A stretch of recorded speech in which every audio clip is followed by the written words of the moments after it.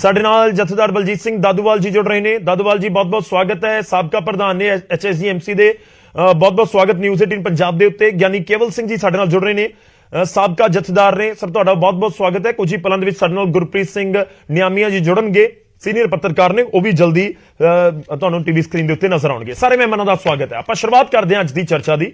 ਮੈਂ ਸਭ ਤੋਂ ਪਹਿਲਾਂ ਰੁਕ ਕਰਦਾ ਹਾਂ, ਸਾਡੇ ਨਾਲ ਗਿਆਨੀ ਕੇਵਲ ਸਿੰਘ ਜੀ ਜੁੜੇ ਹੋਏ ਨੇ, ਸਾਬਕਾ ਜਥੇਦਾਰ ਨੇ। बहुत बहुत स्वागत है ਗਿਆਨੀ ਜੀ ਤੁਹਾਡਾ। शुरुआत मैं इस पॉइंट तो करन जा रहे हैं, नियुक्ति ਨੂੰ ਲੈ ਕੇ सवाल भी उठ रहे ने। नियुक्ति होई भी है, स्थाई जथेदार अकाल तख्त साहब ਦੇ ਉੱਤੇ ਹੁਣ ਥਾਪ ਦਿੱਤੇ ਗਏ ਨੇ। ਤੁਹਾਡਾ ਪਹਿਲਾ ਰਿਐਕਸ਼ਨ ਇਸ ਪੂਰੀ ਨਿਯੁਕਤੀ ਨੂੰ ਲੈ ਕੇ, ਨਿਯੁਕਤੀ ਦੀ ਪ੍ਰਕਿਰਿਆ ਨੂੰ ਲੈ ਕੇ ਔਰ ਗਿਆਨੀ ਹਰਪ੍ਰੀਤ ਸਿੰਘ ਨੂੰ ਅਹੁਦੇ ਤੋਂ ਹਟਾਏ ਜਾਣ ਦੀ ਗੱਲ ਨੂੰ ਲੈ ਕੇ। ਵਾਹਿਗੁਰੂ ਜੀ ਕਾ ਖਾਲਸਾ, ਵਾਹਿਗੁਰੂ ਜੀ ਕੀ ਫਤਿਹ। ਸਭ ਤੋਂ ਪਹਿਲੀ ਗੱਲ ਹੈ ਕਿ ਸਨ 2000 ਦੇ ਵਿੱਚ ਜਥੇਦਾਰ ਜੋਗਿੰਦਰ ਸਿੰਘ ਬਦਾਂਤੀ ਜੀ ਨੇ ਸ਼੍ਰੋਮਣੀ ਗੁਰਦੁਆਰਾ ਪ੍ਰਬੰਧਕ ਕਮੇਟੀ ਨੂੰ ਅਕਾਲ ਤਖਤ ਵੱਲੋਂ ਇੱਕ ਆਦੇਸ਼ ਦਿੱਤਾ ਸੀ ਕਿ ਅਕਾਲ ਤਖਤ ਦੇ ਜਥੇਦਾਰ ਤੇ ਦੂਜੇ ਜਥੇਦਾਰ ਦੀ ਨਿਯੁਕਤੀ ਵਾਸਤੇ ਇੱਕ ਵਿਧੀ ਵਿਧਾਨ ਬਣਾਉਣਾ ਚਾਹੀਦਾ।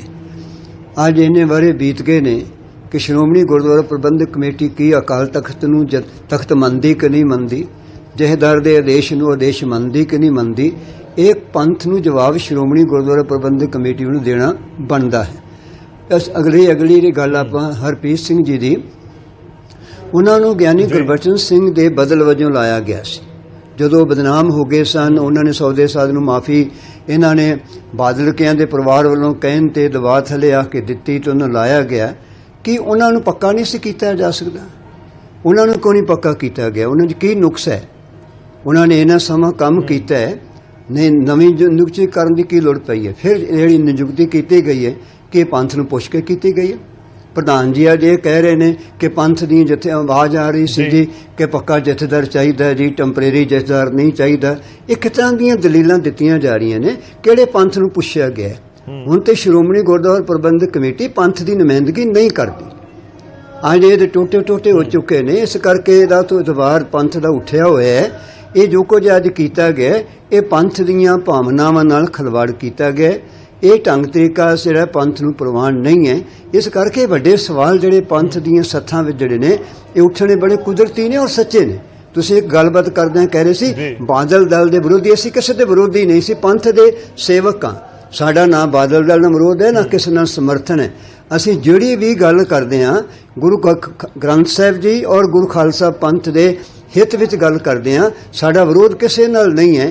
ਅਸੀਂ ਤੇ ਸਮਰਥਕ ਹਾਂ ਖਾਲਸਾ ਪੰਥ ਦੇ। ਅੱਜ ਅਕਾਲ ਤਖਤ ਦੀ ਗਰਮਾ ਦੇਖਣੀ ਪਏਗੀ ਕਿ ਵਰਤਮਾਨ ਸਮੇਂ ਦੀ ਸਥਿਤੀ ਕੀ ਹੈ। ਅੱਜ ਅਕਾਲ ਤਖਤ ਦੇ ਉੱਤੇ ਬੈਠੇ ਸੇਵਾਦਾਰਾਂ ਦੀ ਕੀਮਤ ਕੀ ਹੈ। ਹੁਣ ਭਾਈ ਹਰਪ੍ਰੀਤ ਸਿੰਘ ਨੂੰ ਕਿਉਂ ਇਹ ਤਾਂ ਸਵੈਇਛਤ ਸ਼ਬਦ ਕਿਉਂ ਵਰਤਿਆ ਜਾ ਰਿਹਾ? ਉਹਨਾਂ ਨੂੰ ਕਿਉਂ ਨਹੀਂ, ਵਿਦਵਾਨ ਸੱਜਣ ਸਨ ਜਾਂ ਜ਼ਿੰਮੇਵਾਰ ਸਨ, ਉਹਨਾਂ 'ਚ ਕਿਵੇਂ ਕੰਮ ਕੀਤਾ ਹੈ? ਉਹਨਾਂ ਨੂੰ ਕਿਉਂ ਨਹੀਂ ਲਗਾਤਾਰ ਇੱਥੇ ਬਿਠਾਇਆ ਗਿਆ? ਉਹਨਾਂ ਦੀ ਜਗ੍ਹਾ ਦਮਦਮਾ ਸਾਹਿਬ ਤੇ ਕੋਈ ਨਵਾਂ ਸੇਵਾਦਾਰ ਲਾ ਦਿੱਤਾ ਜਾਂਦਾ।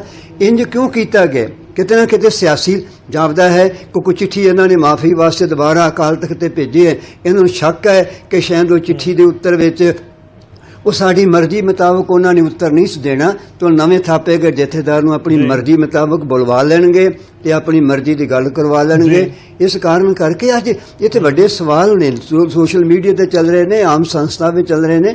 ਇਹਦਾ ਜਵਾਬ ਸ਼੍ਰੋਮਣੀ ਗੁਰਦੁਆਰਾ ਪ੍ਰਬੰਧਕ ਕਮੇਟੀ ਨੂੰ, ਖਾਲਸਾ ਪੰਥ ਨੂੰ ਹਰ ਹਾਲ ਦੇਣਾ ਚਾਹੀਦਾ, ਉਹ ਦੇਣਾ ਪਵੇਗਾ। ਇਹ ਲਾਜ਼ਮੀ ਹੈ ਤਾਂ ਕਿ ਇਹ ਜਵਾਬਾਂ ਤੋਂ ਬਗੈਰ ਅਸੀਂ ਅੱਗੇ ਨਹੀਂ ਵੱਧ ਸਕਦੇ। ਸਾਡੇ ਨਾਲ ਭਾਈ ਮਨਜੀਤ ਸਿੰਘ ਜੀ ਵੀ ਨੇ, ਜਥੇਦਾਰ ਦਾਦੂਵਾਲ ਜੀ ਵੀ ਹੈਗੇ ਨੇ। ਮੈਂ ਦਾਦੂਵਾਲ ਸਾਹਿਬ ਤੁਹਾਡੇ ਕੋਲ ਆਉਣਾ, ਪਰ ਇੱਕ ਪਹਿਲਾਂ SGPC ਦਾ ਰਿਐਕਸ਼ਨ ਇੱਥੇ ਬਹੁਤ ਜ਼ਰੂਰੀ ਹੈ। ਗਿਆਨੀ ਕੇਵਲ ਸਿੰਘ ਜੀ ਨੇ ਸਟਾਰਟਿੰਗ ਦੇ ਵਿੱਚ ਬਹੁਤ ਸਾਰੇ ਪੁਆਇੰਟ ਚੁੱਕ ਦਿੱਤੇ ਨੇ, ਜਾਂ ਕਹੀਏ ਕਿ ਸਵਾਲ ਚੁੱਕ ਦਿੱਤੇ ਨੇ। ਭਾਈ ਮਨਜੀਤ ਸਿੰਘ ਜੀ ਦੇਖੋ, ਆਪਾਂ ਚਰਚਾ ਇੱਥੋਂ ਹੀ ਸ਼ੁਰੂਆਤ ਕਰਦੇ ਹਾਂ ਕਿਉਂਕਿ ਪੂਰਾ ਦਿਨ ਗੱਲਬਾਤ ਹੁੰਦੀ ਰਹੀ ਹੈ। SGPC ਦੇ ਪ੍ਰਧਾਨ ਤੋਂ ਲੈ ਕੇ ਜਿਹੜੇ ਹੋਰ ਅਹੁਦੇਦਾਰ ਨੇ ਉਹਨਾਂ ਦੇ ਵੱਲੋਂ ਬਹੁਤ ਸਾਰੀਆਂ ਸਟੇਟਮੈਂਟਸ ਆਲਰੇਡੀ ਆ ਚੁੱਕੀਆਂ ਨੇ। ਪਰ ਸਵਾਲ ਇੱਥੇ ਇਹ ਉੱਠ ਰਹੇ ਨੇ ਕਿ ਆਖਿਰ ਪੁਆਇੰਟ ਨੰਬਰ 1 ਕਿ ਗਿਆਨੀ ਹਰਪ੍ਰੀਤ ਸਿੰਘ ਹੋਰਾਂ ਨੂੰ ਕਿਉਂ ਸਥਾਈ ਤੌਰ ਦੇ ਉੱਤੇ ਨਹੀਂ ਲਗਾਇਆ ਜਾ ਸਕਦਾ ਸੀ, ਤੇ ਦੂਜੀ ਗੱਲ ਜੋ ਗਿਆਨੀ ਕੇਵਲ ਸਿੰਘ ਜੀ ਵੀ ਕਹਿ ਰਹੇ ਨੇ ਕਿ ਕਿਹੜੇ ਪੰਥ ਨੂੰ ਜਾ ਕੇ ਪੁੱਛਿਆ ਤੁਸੀਂ, ਕਿਹਨਾਂ ਨੂੰ ਜਾ ਕੇ ਪੁੱਛ ਲਿਆ, ਉਸ ਤੋਂ ਬਾਅਦ ਇਹ ਨਿਯੁਕਤੀ ਕਰ ਦਿੱਤੀ। ਇਹ ਪ੍ਰਵਾਨ ਨਹੀਂ ਹੈ ਪੰਥ ਨੂੰ ਜਿਸ ਤਰੀਕੇ ਨਾਲ ਨਿਯੁਕਤੀ ਕਰ ਦਿੱਤੀ ਗਈ ਹੈ ਨਵੇਂ ਜਥੇਦਾਰ ਸਾਹਿਬ ਦੀ।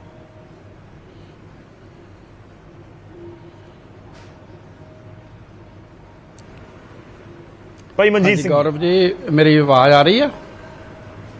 आवाज आ रही है? आवाज आ रही। ਪਹਿਲਾਂ ਤਾਂ ਮੈਂ ਸਤਿਕਾਰ ਨਾਲ ਸਾਰੇ ਸਿੰਘਾਂ ਨੂੰ ਫਤਿਹ ਬੁਲਾਉਣਾ ਚਾਹੁੰਦਾ। ਵਾਹਿਗੁਰੂ ਜੀ ਕਾ ਖਾਲਸਾ, ਵਾਹਿਗੁਰੂ ਜੀ ਕੀ ਫਤਿਹ ਜੀ। ਦੂਸਰੀ ਮੈਂ ਬੇਨਤੀ ਕਰਨੀ ਚਾਹੁੰਦਾ ਹੈ ਕਿ ਸਿੰਘ ਸਾਹਿਬ ਗਿਆਨੀ ਕੇਵਲ ਸਿੰਘ ਜੀ ਬਹੁਤ ਸਤਿਕਾਰਯੋਗ ਨੇ, ਦਾਦੂਵਾਲ ਸਾਹਿਬ ਬਹੁਤ ਸਤਿਕਾਰਯੋਗ ਨੇ, ਔਰ ਜਦੋਂ ਤੋਂ ਸ਼੍ਰੋਮਣੀ ਗੁਰਦੁਆਰਾ ਪ੍ਰਬੰਧਕ ਕਮੇਟੀ ਹੋਂਦ ਵਿੱਚ ਆਈ ਹੈ ਉਦੋਂ ਤੋਂ ਲੈ ਕੇ ਸ਼੍ਰੋਮਣੀ ਗੁਰਦੁਆਰਾ ਪ੍ਰਬੰਧਕ ਕਮੇਟੀ ਹੀ ਜਥੇਦਾਰ ਸਾਹਿਬਾਨਾਂ ਦੀ ਨਿਯੁਕਤੀ ਜਿਹੜੀ ਹੈ ਔਰ ਐਗਜ਼ੈਕਟਿਵ ਜਿਹੜੀ ਉਹ ਕਰਦੀ ਰਹੀ ਹੈ। ਔਰ ਜਦੋਂ ਸ਼੍ਰੋਮਣੀ ਗੁਰਦੁਆਰਾ ਪ੍ਰਬੰਧਕ ਕਮੇਟੀ ਹੋਂਦ ਵਿੱਚ ਨਹੀਂ ਸੀ ਆਈ, ਇੱਥੇ ਮਿਸਲਾਂ ਦਾ ਪ੍ਰਬੰਧ ਚੱਲਦਾ ਸੀਗਾ ਔਰ 12 ਮਿਸਲਾਂ ਸੀ। ਉਦੋਂ ਸਾਰੇ 12 ਦੀਆਂ 12 ਮਿਸਲਾਂ ਸ਼੍ਰੀ ਅਕਾਲ ਤਖਤ ਸਾਹਿਬ ਦੀ ਛਤਰ ਛਾਇਆ ਹੇਠ ਇਕੱਠੀਆਂ ਹੋ ਜਾਂਦੀਆਂ ਸੀ ਔਰ ਸਾਰਾ ਖਾਲਸਾ ਪੰਥ ਨੂੰ ਸੱਦ ਲੈਂਦੇ ਸੀ ਤੇ ਉਸ ਟਾਈਮ ਤੇ ਸਰਬੱਤ ਖਾਲਸਾ ਦਾ ਜਥੇਦਾਰ ਜਿਹੜਾ ਚੁਣਿਆ ਜਾਂਦਾ ਸੀ। ਔਰ ਕਾਲੀ ਫੂਲਾ ਸਿੰਘ ਵਰਗੇ ਜਥੇਦਾਰ ਵੀ ਹੋਏ ਜਿਨ੍ਹਾਂ ਕੋਲ ਆਪਣੀ ਫੌਜ ਵੀ ਹੁੰਦੀ ਸੀ ਔਰ ਉਹ ਆਪਣੇ ਉਸ ਟਾਈਮ ਦੇ ਉੱਤੇ 12 ਜਿਹੜੀਆਂ ਜਥੇਬੰਦੀਆਂ ਸੀ ਜਿਹੜੀਆਂ ਪੰਥ ਨੂੰ ਰੀਪ੍ਰੈਜ਼ੈਂਟ ਕਰਦੀਆਂ ਸਨ, ਵੱਖ-ਵੱਖ ਜਥੇਬੰਦੀਆਂ ਸੀ, ਸ਼ੁਕਰ ਚੱਕੀਏ ਸੀ ਜਾਂ ਦੂਸਰੇ ਸੀ, ਜਿੰਨੀਆਂ ਮਿਸਲਾਂ ਸੀ। ਸੋ ਉਸ ਟਾਈਮ ਤੇ ਇਹ ਵਿਧਾਨ ਵਿਧੀ ਜਿਹੜੀ ਹੈ ਚੱਲਦੀ ਸੀਗੀ। ਲੇਕਿਨ ਉਸ ਤੋਂ ਬਾਅਦ ਅੰਗਰੇਜ਼ਾਂ ਦੇ ਕਬਜ਼ੇ 'ਚ ਆ ਗਿਆ ਜਿਹੜਾ ਆਪਣਾ ਪ੍ਰਬੰਧ ਗੁਰਦੁਆਰੇ ਸਾਹਿਬਾਨਾਂ ਦਾ, ਤੇ ਸ਼੍ਰੋਮਣੀ ਗੁਰਦੁਆਰਾ ਪ੍ਰਬੰਧਕ ਕਮੇਟੀ ਦੇ ਜਿਹੜੇ ਉਸ ਟਾਈਮ ਦੇ ਉੱਤੇ ਸਾਡੇ ਪੁਰਖੇ ਸੀ ਉਹਨਾਂ ਬਹੁਤ ਵੱਡੀ ਲੜਾਈ ਲੜੀ ਔਰ ਸ਼੍ਰੋਮਣੀ ਕਮੇਟੀ ਜਿਹੜੀ ਹੋਂਦ ਵਿੱਚ ਲਿਆਂਦੀ ਔਰ ਉਸ ਤੋਂ ਸ਼੍ਰੋਮਣੀ ਕਮੇਟੀ ਤੋਂ ਹੋਂਦ ਵਿੱਚ ਲਿਆਉਣ ਤੋਂ ਬਾਅਦ ਸ਼੍ਰੋਮਣੀ ਅਕਾਲੀ ਦਲ ਜਿਹੜਾ ਹੈ ਹੋਂਦ ਵਿੱਚ ਲਿਆਂਦਾ, ਕਿਉਂਕਿ ਸਿਆਸੀ ਜਿਹੜੀ ਜਥੇਬੰਦੀ ਹੈ ਜੋ ਸਿੱਖਾਂ ਨੂੰ ਰੀਪ੍ਰੈਜ਼ੈਂਟ ਕਰਦੀ ਆ ਉਹ ਸ਼੍ਰੋਮਣੀ ਅਕਾਲੀ ਦਲ ਕਰਦੀ ਰਹੀ ਹੈ। ਔਰ ਉਸ ਤੋਂ ਬਾਅਦ ਜਿਹੜਾ ਐਕਟ ਬਣਿਆ 1925 ਦਾ, ਉਸ ਐਕਟ ਦੇ ਵਿੱਚ ਜਿਹੜਾ ਸੀ ਇਹ ਸਾਰੇ ਅਧਿਕਾਰ ਜਿਹੜੇ ਸ਼੍ਰੋਮਣੀ ਕਮੇਟੀ ਦੀਆਂ ਚੋਣਾਂ ਹੁੰਦੀਆਂ ਨੇ ਔਰ ਲੋਕ ਚੋਣਾਂ ਦੇ ਵਿੱਚ ਵੋਟਾਂ ਪਾ ਕੇ ਆਪਣੇ ਨੁਮਾਇੰਦੇ ਜਿਹੜੇ ਉਹ ਚੁਣਦੇ ਆ ਔਰ ਜਿਹੜੇ ਉਹਨਾਂ ਨੂੰ ਮਨਜ਼ੂਰ ਹੁੰਦੇ ਉਹ ਨੁਮਾਇੰਦੇ ਇੱਥੇ ਚੁਣਦੇ ਆ। ਔਰ ਹੁਣ ਵੀ ਆਉਣ ਵਾਲੇ ਟਾਈਮ ਵਿੱਚ ਵੀ ਫਿਰ ਇਲੈਕਸ਼ਨ ਜਿਹੜੀ ਆ ਉਹ ਆ ਰਹੀ ਆ, 6 ਮਹੀਨੇ 'ਚ ਆ ਜੇ ਜਾਂ 4 'ਚ ਆ ਜੇ, ਆਉਣੀ ਆ ਇਲੈਕਸ਼ਨ ਹੁਣ ਜਾਂ 6 ਜਾਂ 8 'ਚ ਆ ਜਾਣੀ, ਅਜੇ ਉਹ ਸ਼ੁਰੂ ਹੋ ਜਾਣਾ ਪ੍ਰੋਸੈਸ। ਸੋ ਮੈਂ ਬੇਨਤੀ ਕਰਨੀ ਚਾਹੁੰਦਾ ਹੈ ਕਿ ਜਿਹੜਾ ਹੁਣ ਇਸ ਵੇਲੇ ਤੱਕ ਹੁਣ ਤੱਕ ਰਾਜ ਤੱਕ ਜਿਹੜਾ ਸੀ ਉਹ ਤਾਂ ਸ਼੍ਰੋਮਣੀ ਗੁਰਦੁਆਰਾ ਪ੍ਰਬੰਧਕ ਕਮੇਟੀ ਹੀ ਕਰਦੀ ਰਹੀ ਹੈ। ਬਾਕੀ ਸਿੰਘ ਸਾਹਿਬ ਗਿਆਨੀ ਕੇਵਲ ਸਿੰਘ ਜੀ ਜਦੋਂ ਇੱਥੇ ਜਥੇਦਾਰ ਸਨ ਤੇ ਇਹਨਾਂ ਨੂੰ ਵੀ ਸ਼੍ਰੋਮਣੀ ਗੁਰਦੁਆਰਾ ਪ੍ਰਬੰਧਕ ਕਮੇਟੀ ਨੇ ਹੀ ਲਾਇਆ ਸੀ। ਉਦੋਂ ਵੀ ਆਪਾਂ ਕਹਿ ਸਕਦੇ ਹਾਂ ਵੀ ਸਾਨੂੰ ਸਰਬੱਤ ਖਾਲਸਾ ਵੱਲੋਂ ਲਾਓ ਜਾਂ ਬਾਕੀ ਜਥੇਬੰਦੀਆਂ ਨੇ ਸਲਾਹ ਕਰਕੇ ਲਾਓ। ਔਰ ਮੈਨੂੰ ਯਾਦ ਆ ਉਦੋਂ ਅਸੀਂ ਵੀ ਮੈਂ ਵੀ ਇੱਕ ਅਕਾਲੀ ਦਲ ਦਾ ਉਸ ਟਾਈਮ ਤੇ ਰੀਪ੍ਰੈਜ਼ੈਂਟ ਕਰਦਾ ਸੀ ਔਰ ਇਹਨਾਂ ਉਸ ਟਾਈਮ ਤੇ ਸਾਰੇ ਅਕਾਲੀ ਦਲਾਂ ਨੂੰ ਸੱਦਿਆ ਸੀ ਇੱਥੇ ਏਕਤਾ ਵਾਸਤੇ। ਪਰ ਮੈਨੂੰ ਪਤਾ ਹੈ ਕਿ ਜੋ ਉਸ ਟਾਈਮ ਤੇ ਕੁਰਬਾਨੀ ਵਾਲੇ ਪਰਿਵਾਰਾਂ ਦਾ ਹਸ਼ਰ ਹੋਇਆ ਉਸ ਏਕਤਾ 'ਚ, ਉਦੋਂ ਗਿਆਨੀ ਕੇਵਲ ਸਿੰਘ ਦੀ ਸੀ, ਗਿਆਨੀ ਮਨਜੀਤ ਸਿੰਘ ਵੀ ਸੀ ਜਿਹੜੇ ਐਕਟਿੰਗ ਜਥੇਦਾਰ ਸੀ ਸ਼੍ਰੀ ਅਕਾਲ ਤਖਤ ਸਾਹਿਬ ਦੇ। ਉਸ ਟਾਈਮ ਤੇ ਨਹੀਂ ਗੱਲ ਕੀਤੀ ਗਈ ਕਿ ਜਿਨ੍ਹਾਂ ਲੋਕਾਂ ਜੇਲ੍ਹਾਂ ਕੱਟੀਆਂ ਨੇ, ਜਿਹੜੇ ਪੰਥਲੀ ਮਰ ਮਿਟੇ ਆ, ਜਿਨ੍ਹਾਂ ਨੇ ਵੱਡੀਆਂ ਵੱਡੀਆਂ ਮੁੱਖ ਮੰਤਰੀ ਦੀਆਂ ਕੁਰਸੀਆਂ ਛੱਡੀਆਂ ਨੇ, ਉਦੋਂ ਵੀ ਇਹਨਾਂ ਨੂੰ ਇਹ ਗੱਲ ਕਰਨੀ ਚਾਹੀਦੀ ਸੀ ਵੀ ਇਹਨਾਂ ਲੋਕਾਂ ਨੂੰ ਕਿਉਂ ਨਹੀਂ ਅੱਗੇ ਲਾਉਂਦੇ। ਮਤਲਬ ਉਦੋਂ ਵੀ ਤਾਂ ਇਹੋ ਹੀ ਸ਼੍ਰੋਮਣੀ ਕਮੇਟੀ ਸੀ, ਇਹੋ ਹੀ ਅਕਾਲੀ ਦਲ ਸੀ ਔਰ ਇਹੋ ਹੀ ਸਾਰਾ ਕੁਝ ਸੀਗਾ। ਨਹੀਂ ਉਹਨਾਂ ਦੇ ਮੈਂ ਕਹਿਣਾ ਚਾਹੁੰਦਾ ਜੇ ਨਵਾਂ ਵਿਧੀ ਵਿਧਾਨ ਦੀ ਲੋੜ ਹੈਗੀ ਆ, ਥੋੜਾ ਜਵਾਬ ਥੋੜਾ ਜਵਾਬ ਨਿੱਕਾ ਜ਼ਰੂਰ ਰੱਖ ਦਿਓ ਤਾਂ ਕਿ ਆਪਾਂ ਸਾਰਿਆਂ ਦੇ ਨਾਲ ਗੱਲਬਾਤ ਕਰ ਸਕੀਏ।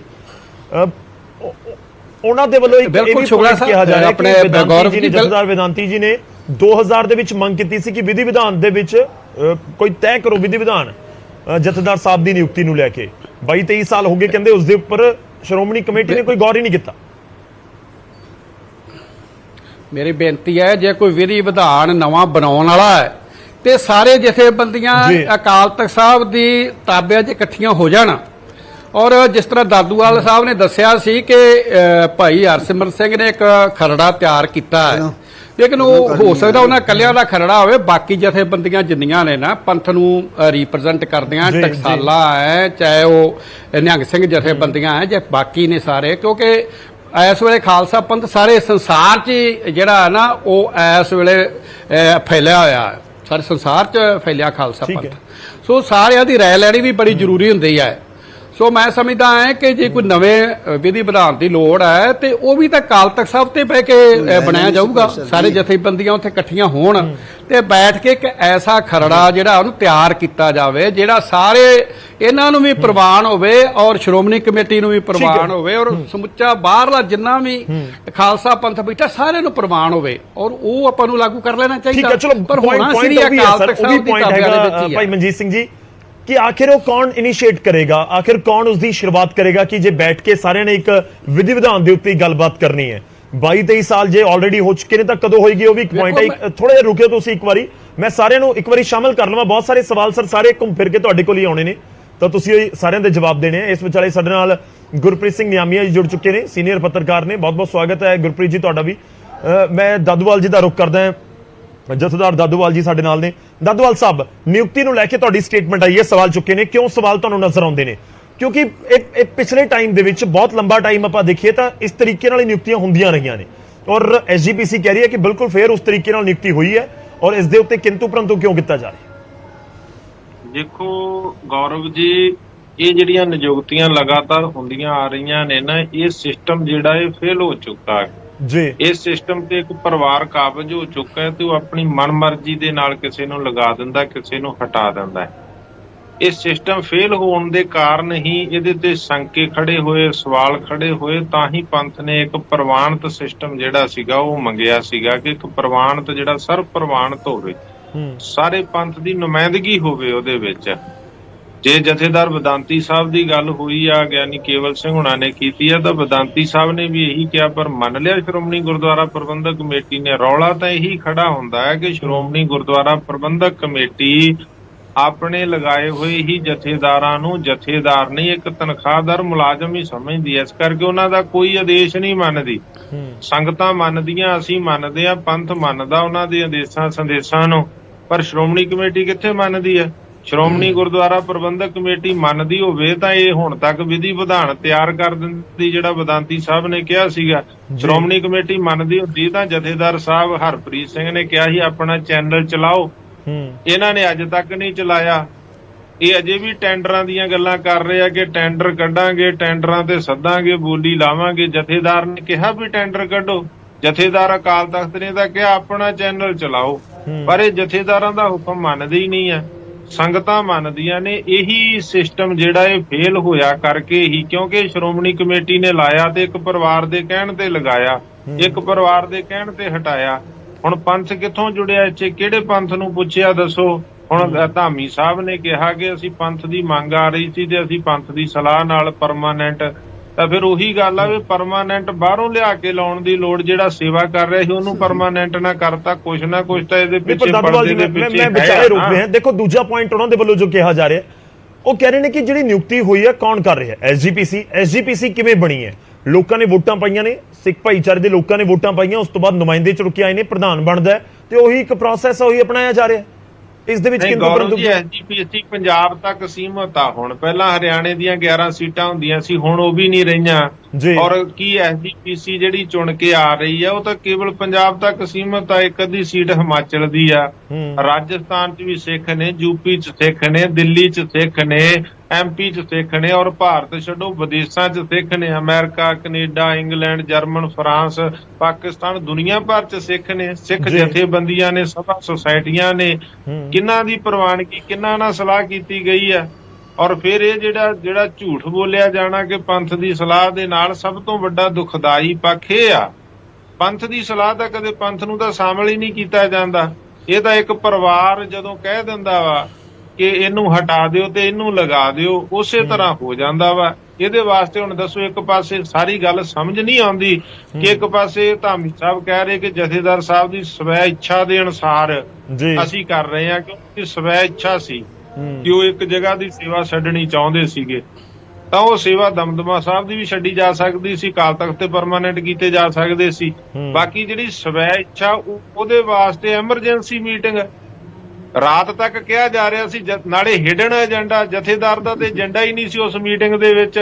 ਰਾਤ ਤੱਕ ਸਾਰੀਆਂ ਤਾਂ ਪਹਿਲਾਂ ਹੀ ਸੀ, ਉਹ ਤਾਂ 24 ਘੰਟੇ ਪਹਿਲਾਂ ਹੀ ਸ਼ੁਰੂ ਹੋ ਗਿਆ ਸੀ ਕਿ ਜਥੇਦਾਰ ਸਾਹਿਬ ਦੀ ਕੁਰਸੀ ਜਾ ਸਕਦੀ ਹੈ। ਨਹੀਂ, ਪਰ ਇਹਦੇ ਵਿੱਚ ਹਿਡਨ ਏਜੰਡਾ ਨਾ, ਦੇਖੋ ਏਜੰਡੇ 'ਚ ਹੈ ਹੀ ਨਹੀਂ, ਐਗਜ਼ੈਕਟਿਵ ਦੇ ਏਜੰਡੇ 'ਚ ਕਿਤੇ ਜਥੇਦਾਰ ਲਫ਼ਜ਼ ਠੀਕ ਹੈ ਹੈ। ਕਿ ਜਥੇਦਾਰ ਤੇ ਕੋਈ ਨਵਾਂ ਲਾਉਣ ਤੇ ਚਰਚਾ ਕਰਨੀ ਜਾਂ ਹਟਾਉਣ ਤੇ ਚਰਚਾ ਕਰਨੀ ਹੈ। ਇਹ ਤਾਂ ਜਿਹੜਾ ਐਗਜ਼ੈਕਟਿਵ ਕਮੇਟੀ ਦਾ ਏਜੰਡਾ ਸੀ ਐਮਰਜੈਂਸੀ, ਉਹਦੇ 'ਚ ਕਿਤੇ ਹੈ ਹੀ ਨਹੀਂ ਆ। ਰਾਤ ਤੱਕ ਸਾਰੇ ਸਫਾਈਆਂ ਦਿੰਦੇ ਰਹੇ ਕਿ ਇਹ ਤਾਂ ਯੂਨੀਫਾਰਮ ਸਿਵਲ ਕੋਡ ਦੇ ਉੱਤੇ ਜਿਹੜਾ ਹੈਗਾ ਵਿਚਾਰ ਚਰਚਾ ਕਰਨ ਵਾਸਤੇ ਆ। ਤੁਹਾਨੂੰ ਲੱਗ ਰਿਹਾ ਕਿ ਹਿਡਨ ਏਜੰਡਾ ਨਹੀਂ ਹੋਣਾ ਚਾਹੀਦਾ ਸੀ। ਠੀਕ ਹੈ, ਇੱਕ ਵਾਰ ਮੈਂ ਤੁਹਾਡੇ ਕੋਲ ਵਾਪਸ ਆਉਣਾ, ਮੈਂ ਇਸ ਪੁਆਇੰਟ ਦੇ ਉੱਤੇ ਜਵਾਬ ਲਵਾਂਗਾ। ਮੈਂ ਗੁਰਪ੍ਰੀਤ ਜੀ ਦਾ ਰੁਖ ਕਰ ਲਵਾਂ। ਸਾਡੇ ਨਾਲ ਗੁਰਪ੍ਰੀਤ ਸਿੰਘ ਨਿਆਮੀਆ ਜੀ ਜੁੜੇ ਹੋਏ ਨੇ। ਗੁਰਪ੍ਰੀਤ ਜੀ, ਬਹੁਤ ਸਿੱਧਾ ਜਿਹਾ ਸਵਾਲ, ਤੁਹਾਡੀ ਨਜ਼ਰ ਦੇ ਨਾਲ ਜਥੇਦਾਰ ਬਦਲੇ ਜਾਂ ਬਦਲੇ ਗਏ ਨੇ? ਦੇਖੋ ਜੀ, ਸ਼੍ਰੀ ਅਕਾਲ ਤਖਤ ਸਾਹਿਬ ਜੋ ਹੁਣ ਤੱਕ ਮੰਨਿਆ ਜਾਂਦਾ ਉਹ ਇਹ ਮੰਨਿਆ ਜਾਂਦਾ ਕਿ ਸਿੱਖਾਂ ਦੀ ਸ਼੍ਰੋਮਣੀ ਜਮਾਤ ਹੈ, ਸੰਸਥਾ ਹੈ, ਸ਼੍ਰੋਮਣੀ ਅਦਾਰਾ, ਜਿੱਥੋਂ ਚੱਲਣ ਵਾਲਾ ਕੋਈ ਵੀ ਹੁਕਮ ਹਰ ਇੱਕ ਨਾਨਕ ਨਾਮ ਲੇਵਾ ਸਿੱਖ ਲਈ ਮੰਨਣਾ ਇੱਕ ਹੁਕਮ ਹੈ। ਕਿਉਂਕਿ ਗੁਰੂ ਹਰਗੋਬਿੰਦ ਸਾਹਿਬ ਜੀ ਦੇ ਹੁਕਮ ਨਾਲ ਇਹ ਅਕਾਲ ਤਖਤ ਸਾਹਿਬ ਹੋਂਦ ਵਿੱਚ ਆਇਆ ਸੀ। ਤੇ ਪਿਛਲੇ ਕੁਝ ਸਾਲਾਂ ਤੋਂ, ਜਦੋਂ ਤੋਂ ਮੇਰੇ ਪਿਛਲੇ ਵੀਰਾਂ ਨੇ ਗੱਲ ਕੀਤੀ ਹੈ, ਸਤਿਕਾਰਯੋਗ ਪ੍ਰਤੀਯੋਗੀਆਂ ਆਪਣੇ ਹਿੱਸਾ ਲੈਣ ਵਾਲਿਆਂ ਨੇ ਡਿਬੇਟ ਦੇ ਵਿੱਚ, ਕਿ ਜਦੋਂ ਸ਼੍ਰੋਮਣੀ ਗੁਰਦੁਆਰਾ ਪ੍ਰਬੰਧਕ ਕਮੇਟੀ ਬਣੀ ਹੈ ਉਦੋਂ ਤੋਂ ਪਹਿਲਾਂ ਇੱਕ ਅਣਲਿਖਿਆ ਵਿਧੀ ਵਿਧਾਨ ਹੁੰਦਾ ਸੀ ਕਿ ਜਿਹੜੇ ਜਥੇਦਾਰ ਹੁੰਦੇ ਸੀ ਸ਼੍ਰੋਮਣੀ ਕਮੇਟੀ ਤੋਂ ਪਹਿਲਾਂ, ਜਿਵੇਂ ਅਕਾਲੀ ਫੂਲਾ ਸਿੰਘ ਜੀ, ਆਪਣੇ ਬਾਬਾ ਹਨੂਮਾਨ ਸਿੰਘ ਜੀ, ਇਹ ਤਾਂ ਉਮਰ ਹੁੰਦੇ ਸੀ ਜੀ, ਬੜਾ ਚੁਣ ਕੇ ਲਾਇਆ ਜਾਂਦਾ ਸੀ, ਤਾਂ ਉਮਰ ਉਹ ਕਰਦੇ ਸੀ ਆਪਣੀ ਮਰਜ਼ੀ ਨਾਲ, ਪੂਰੇ ਜਦੋਂ ਤੱਕ ਉਹਨਾਂ ਦੀ ਜ਼ਿੰਦਗੀ ਰਹਿੰਦੀ ਸੀ ਉਹ ਕਰਦੇ ਸੀ ਡਿਊਟੀ। ਤੇ ਉਹਨਾਂ ਦਾ ਸਤਿਕਾਰ ਇੰਨਾ ਜ਼ਿਆਦਾ ਸੀ, ਮਹਾਰਾਜਾ ਰਣਜੀਤ ਸਿੰਘ ਵਰਗੇ ਬਾਦਸ਼ਾਹ ਉਹਨਾਂ ਦਾ ਹੁਕਮ ਮੰਨ ਕੇ ਆਪਣੇ ਆਪ ਨੂੰ ਕੋੜੇ ਦੀ ਸਜ਼ਾ ਵੀ ਆਪਣੇ ਸਵੀਕਾਰ ਕਰਦੇ ਸੀ। ਤੇ ਅੱਜ ਕੱਲ ਪਿਛਲੇ ਕੁਝ ਸਾਲਾਂ ਤੋਂ ਤਾਂ ਇੰਨਾ ਮਜ਼ਾਕ ਜਿਹਾ ਬਣ ਗਿਆ ਨਾ ਕਿ ਲੋਕਾਂ ਦੇ ਮਨਾਂ ਵਿੱਚੋਂ ਅਕਾਲ ਤਖਤ ਸਾਹਿਬ ਦੇ ਜਥੇਦਾਰ ਦਾ ਸਤਿਕਾਰ, ਜਿਹੜੀ ਨਵੀਂ ਪੀੜ੍ਹੀ ਹੈ ਉਹਦੇ ਮਨ ਚੋਂ ਤਾਂ ਇਸ ਤਰੀਕੇ ਨਾਲ ਬਿਲਕੁਲ ਚੁੱਕਿਆ ਗਿਆ। ਕਿਉਂਕਿ ਭਾਈ ਰਣਜੀਤ ਸਿੰਘ ਤੋਂ ਮੈਂ ਜੇ ਗੱਲ ਕਰਾਂ, ਜਿੱਧਰ ਭਾਈ ਰਣਜੀਤ ਸਿੰਘ ਹੋਰਾਂ ਨੇ ਇਹੀ ਕਿਹਾ ਸੀ ਕਿ ਆਪਾਂ ਆਪਣੇ 1999 ਦੀ ਜਿਹੜੀ 300 ਸਾਲਾ ਹੈ ਉਹ ਮਨਾ ਰਹੇ ਹਾਂ, ਉਹਦੇ ਵਿੱਚ ਵਿਘਨ ਨਾ ਪਾਓ, ਇਹਨੂੰ ਮਨਾ ਲਈਏ, ਉਹ ਤੋਂ ਬਾਅਦ ਤੁਸੀਂ ਗੱਲ ਕਰ ਲਓ।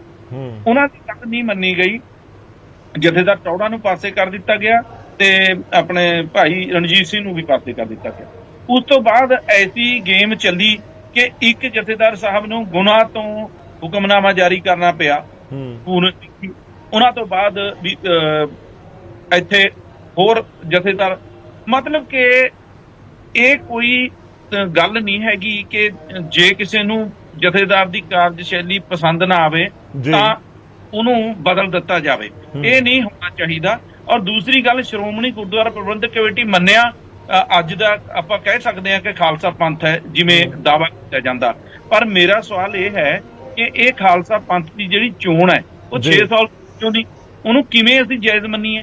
ਉਹ ਤਾਂ ਇੱਕ ਤਾਂ ਇਲੀਗਲ ਹੋ ਗਈ ਨਾ, ਜਦੋਂ ਚੋਣ ਹੀ ਨਹੀਂ ਹੋਈ 6 ਸਾਲ ਤੋਂ ਉਹ ਚੱਲੇ ਵਧੀ ਕੂਤੇ ਰਹੇ ਨੇ, ਤਾਂ ਉਹਨਾਂ ਨੂੰ ਕੀ ਹੱਕ ਹੈ ਇਸ ਤਰ੍ਹਾਂ ਉਹ ਕਰਨ ਦਾ? ਨਹੀਂ, ਉਹਦੇ ਵਿੱਚ ਪੁਆਇੰਟ ਇਹ ਵੀ ਹੈ ਨਿਆਮੀਆ ਜੀ, ਉਹ ਕਹਿੰਦੇ ਨੇ ਕਿ ਇਲੈਕਸ਼ਨ ਕੌਣ ਰੁਕਵਾ ਰਿਹਾ ਹੈ ਜਾਂ ਕੌਣ ਨਹੀਂ ਹੋਣ ਦੇ ਰਿਹਾ, ਕਿ ਉਹ ਤਾਂ ਰੈਡੀ ਨੇ ਕਿ ਕਰਵਾਓ ਇਲੈਕਸ਼ਨ। ਇਹ ਤਾਂ ਸਮੇਂ-ਸਮੇਂ ਦੇ ਉੱਤੇ ਤੁਸੀਂ ਵੀ ਖੁਦ ਜਾਣਦੇ ਹੋ ਕਿ ਡਿਮਾਂਡ ਉੱਠਦੀ ਰਹੀ।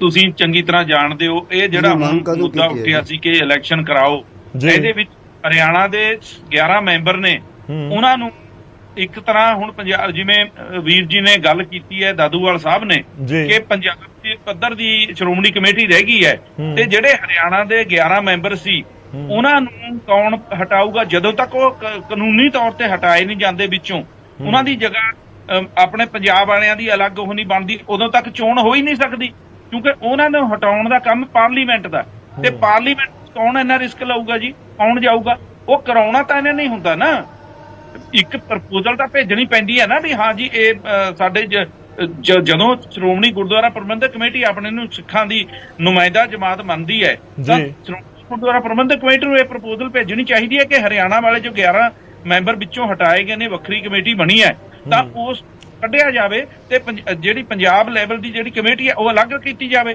ਜਦੋਂ ਉਸ ਤੋਂ ਬਾਅਦ ਚੋਣਾਂ ਵੋਟਾਂ ਬਣਨੀਆਂ, ਉਸ ਤੋਂ ਬਾਅਦ ਚੋਣ ਹੋਣੀ ਹੈ। ਇਹ ਤਾਂ ਲੰਬਾ ਪ੍ਰੋਸੈਸ ਹੈ, ਇਹ ਇੰਨੀ ਜਲਦੀ ਨਹੀਂ ਹੋਣ ਵਾਲਾ। ਇਹ ਤਾਂ ਇੱਕ ਜਿਵੇਂ ਕਹਿੰਦੇ ਨੇ ਟਿੰਡ 'ਚ ਕਾਨਾ ਪਾਉਣਾ, ਟਿੰਡ 'ਚ ਕਾਨਾ ਪਾਉਣ ਵਾਲੀ ਗੱਲ ਹੋਈ ਹੈ, ਹੋਰ ਕੁਝ ਨਹੀਂ ਹੈ। ਠੀਕ ਹੈ, ਹਾਂ। ਜਥੇਦਾਰ ਸਿੰਘ ਜੀ ਆਪਣੇ ਸ੍ਰੀ ਕੇਸਗੜ੍ਹ ਸਾਹਿਬ ਦੇ ਜਥੇਦਾਰ ਸੀ।